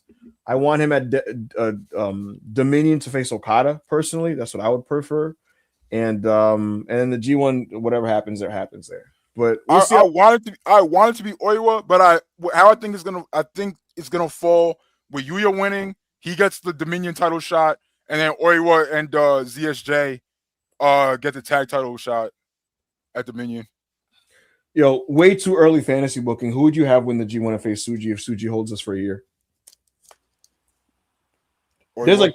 There's 3 names that I wouldn't complain about. I want Oiwa to win the G1. Oil would be really cool. Yeah. I wouldn't mind him. I wouldn't mind. I also wouldn't mind Tsuji winning the G1 and then challenging Oiwa. I don't mind that. Yudo Ice, I doubt it would happen, but that would be fucking awesome. Jake Lee, Mods, come on, Mods, lock in. Yo, come on, get that guy, This is take like that guy out of here. a very sleeper, and I get he's like I know y'all picking like younger guys. Okay. I would not mind if Taichi won the G1. Oh, but that's and not had like a Sonata like thing. It's not gonna happen. I wouldn't mind But either, that'd be bro. But we cool. all know how New Japan feels about Taichi, gang. right. We have Yeah, to but- worry. We have to wonder. Yo, is Taichi gonna be in the But we G1? thought they felt like that about Sonata, and they gave Sonata the ball. Nah, I mean, as soon as he left Lij, we was like, all right, bro. Like I can't lie. they already kept Taichi out of a G1 while healthy. And then last year he had to qualify for another one. They put him in the That was qualifier for crazy. another one. Yeah. It is a pipe dream. Yo, I actually don't want Yuya to win the New Japan Cup because I want him to win the G1. So Yo, you are greedy ass nigga, son. Come Yeah, on, yeah, bro. nigga, give no. me that G1. Give me the G1. You can have the cup, bro. You can have the cup. Nah, good. See, I see what y'all Shooter doing. taking the Y'all G1. like he could face Tsuji at Sakura Genesis. Nah, nigga, Shooter don't. taking the G1. Y'all can have the cup. Nigga. I wouldn't mind. Yo, honestly, the people that still shit on Shota don't watch. He obviously is up and down. I would not mind him winning the G1. That would be they put Dragon Lee's whole face on TV, gang. Really? Yes. Wow. That's crazy. You know what? The camera probably weren't stationed in the right spot. Like, because usually when they do the mask off thing, like they make sure to shoot them from behind. It probably was a production botch. They put his entire face on TV, gang. I've never seen a luchador's face in 4K like they did Ryu. Damn, son. Hey, man. Before we get off the air, I want to shout out another Black queen who's thriving right now. Well, two. Lash Legend. I mentioned her earlier. She's a title holder now. Shout out to her. Kiana James, who WWE clearly covets more than Julia out of the duo, did a really good job in the Elimination Chamber match. She did a really good job just in that match. And I think more opportunities are going to come her way. So shout out to Kiana James. Hey, man, I'm happy for Kiana. I didn't know much about her until this summer, really. Mm-hmm. But good for her. Good for her. I love to see Black women thriving in this business. I love to see Black professional wrestlers thriving in this business. Oh shit! I would not mind if Shota Umino won the G1. I have to say, bro, he is so much better now. My only hangout with Shooter now is his gear. He really needs to change it. He really needs to change it. It's type whack. It does not fit. It does not fit his character. It does not fit his wrestling style. That's not true, my nigga. That's not true. Shout out my nigga Winter Weather. Me and him were the only two in the trenches on Shooter FC when they were calling him Shitter Pumino. Me and him, gang. Me and my nigga Winter Weather, we was locked in, gang. We was locked in fighting against everybody who was shitting on my nigga Big Shooter. And we didn't let it slide go. We wasn't letting no disrespect slide, gang. We wasn't letting no disrespect slide. None. None whatsoever. We were standing 10 toes down on this Shota Umino shit. Yo, mods, every nigga who's putting question marks in the chat, ban them. All right? Sure, bro. Yeah, dead ass. Put question marks, chat. Put question marks. All right, do we have any closing thoughts on Elimination Chamber? On Chamber, that shit was ass. Yeah, WWE's pacing is bad and they're brain broken when it comes to their main events. Yeah. Someone in the chat asked me about the Yota Tsuji story. So basically, to make a long story short, Yota Tsuji was coming right alongside the barricade where I was sitting by. And so I was like, yeah. Oh, wait, Kale asked, what was Ibou going to say? I didn't realize I cut you off on something. What were you saying? Yeah. It was a Tsuji story. I was going to just tell you. Go ahead. So, bro, there's a security guard right by me, right? And you know, the security, they don't face the wrestling. They face us, right? And he's just like standing there like he's posting up or whatever. And I'm trying to like basically nudge him, like, can you please move so I can take a picture with Yota Tsuji? And it's just this old white man just staring at me dead in the eye. And I'm like gesturing like, hey, can you please move? And Tsuji's coming along to take selfies with everybody like right by me. And then like I get bum rushed by like a fat dude. And then like three other women just rush past me like, Tsuji. And like, I don't want to be like an unhinged ass dude. I'm trying to like make it clear, guys, can niggas stop bum rushing me? Can I get this picture of Yota Tsuji, right? Yo, you're a fan ass nigga, bro. Super duper. And why did he randomly mute up? No, my headphone came out. I'm not a fan ass nigga, which is why I was like, yo, can niggas just stop bum rushing me so I can take this picture? I'm not about to start pushing people, right? So I get pushed by three ladies. I get pushed by like a fat dude. And then so Tsuji takes pictures with these two kids right there. He takes pictures with like three women. I'm like, yo, Tsuji. Like, security guard is blocking me. I gotta try to go around. I can't go around because there's a chair right there. I'm gesturing like, yo, and he looks at me and just keeps walking, and it goes up to like another female to take a picture, and then just leaves. So that's my Yota Tsuji story. Kate said Ibou had the intrusive thought to touch Tsuji's arm, but he kept it player. I did not touch his arm. No. Why did you tweet that about Trick? He be having intrusive thoughts to touch a lot of niggas. Look, bro, he's standing next to me. He's waiting to do his angle. The nigga was mad. Like, I'm not gonna continue. It is what it is, bro. Yo, that nigga said, he was mad, swollen, glistening. I just wanted to squeeze yo, it's not even like that. It's just like, what is it like? Anything I'm gonna say is just gonna sound mad crazy. So I'm just not. My thing is, Ibou, like, all right, gang, like, you had this very homoerotic, intrusive thought, which is cool, bro. Shout out to all my gay niggas. We got two on the stage right now. Some gay shit. But why did you have to tell us about it? Nigga, I am not gay. I am pansexual. Yeah, but when I say my gay niggas, like it's the entire. Yeah, well, I don't like that LGBTQ. actually. So you should stop doing it. Yo, why are you trying to get me canceled, bro? No way! That directly takes money out of your pocket. I dead hate you. I dead hate you. I'm finding a reason to get you out of here. You said, "Hey, yo, homophobia." It's like, yo, what? Like, nigga. But hey, man, he was standing next to me. I was like, hey, you know, like That nigga wanted to lick Tsuji's arm, gang. Come on. Is what it is, man. Is what it is. Damn, Is what it is. Anyway, that has been Self-Made Sessions number 22. I can't believe we've done 22 of these things. That was mad fucking fun. Goldbergs with a buzzer beater super chat, $2 super chat. Ibou was singing Seth's theme again. SMH.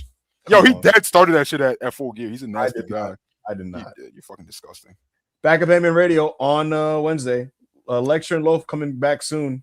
Yes, Lecture and Loaf are coming back soon. Check. No, it's make sure it is Lecture tomorrow, and Loaf. Tuesday. Tomorrow we are watching the episode of Monday Night Raw after SummerSlam 2013. So make sure you guys go lock in.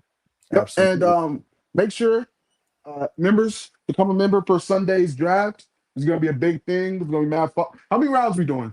Do we know? I don't know how drafts go. I've never watched this shit before, so niggas gonna have to explain that shit to me. I can't lie. I'm gonna probably just sit with Chris and Joe at some point, and we're gonna like come up with something. Word. Yeah. But yeah, thank you for all the memberships. That's our membership special for hitting 300 members. We skyrocketed past that. Yeah, let's hit 400 if you can. Obviously, not. I'm pretty sure we're already at 400. I gotta check. Oh shit! But yeah, thank you guys for all the support. Obviously, especially on box office, it was really cool seeing all those people show out for a non-wrestling related thing. Even though we did get into some wrestling. Yep. Shout out Joe. I love podcasting with him, and there's only been one podcast. Yep. Shout out all the guys up here. I love podcasting with them as well. These are my brothers, and I appreciate all the supporters. You just try to get me canceled and thrown off the internet.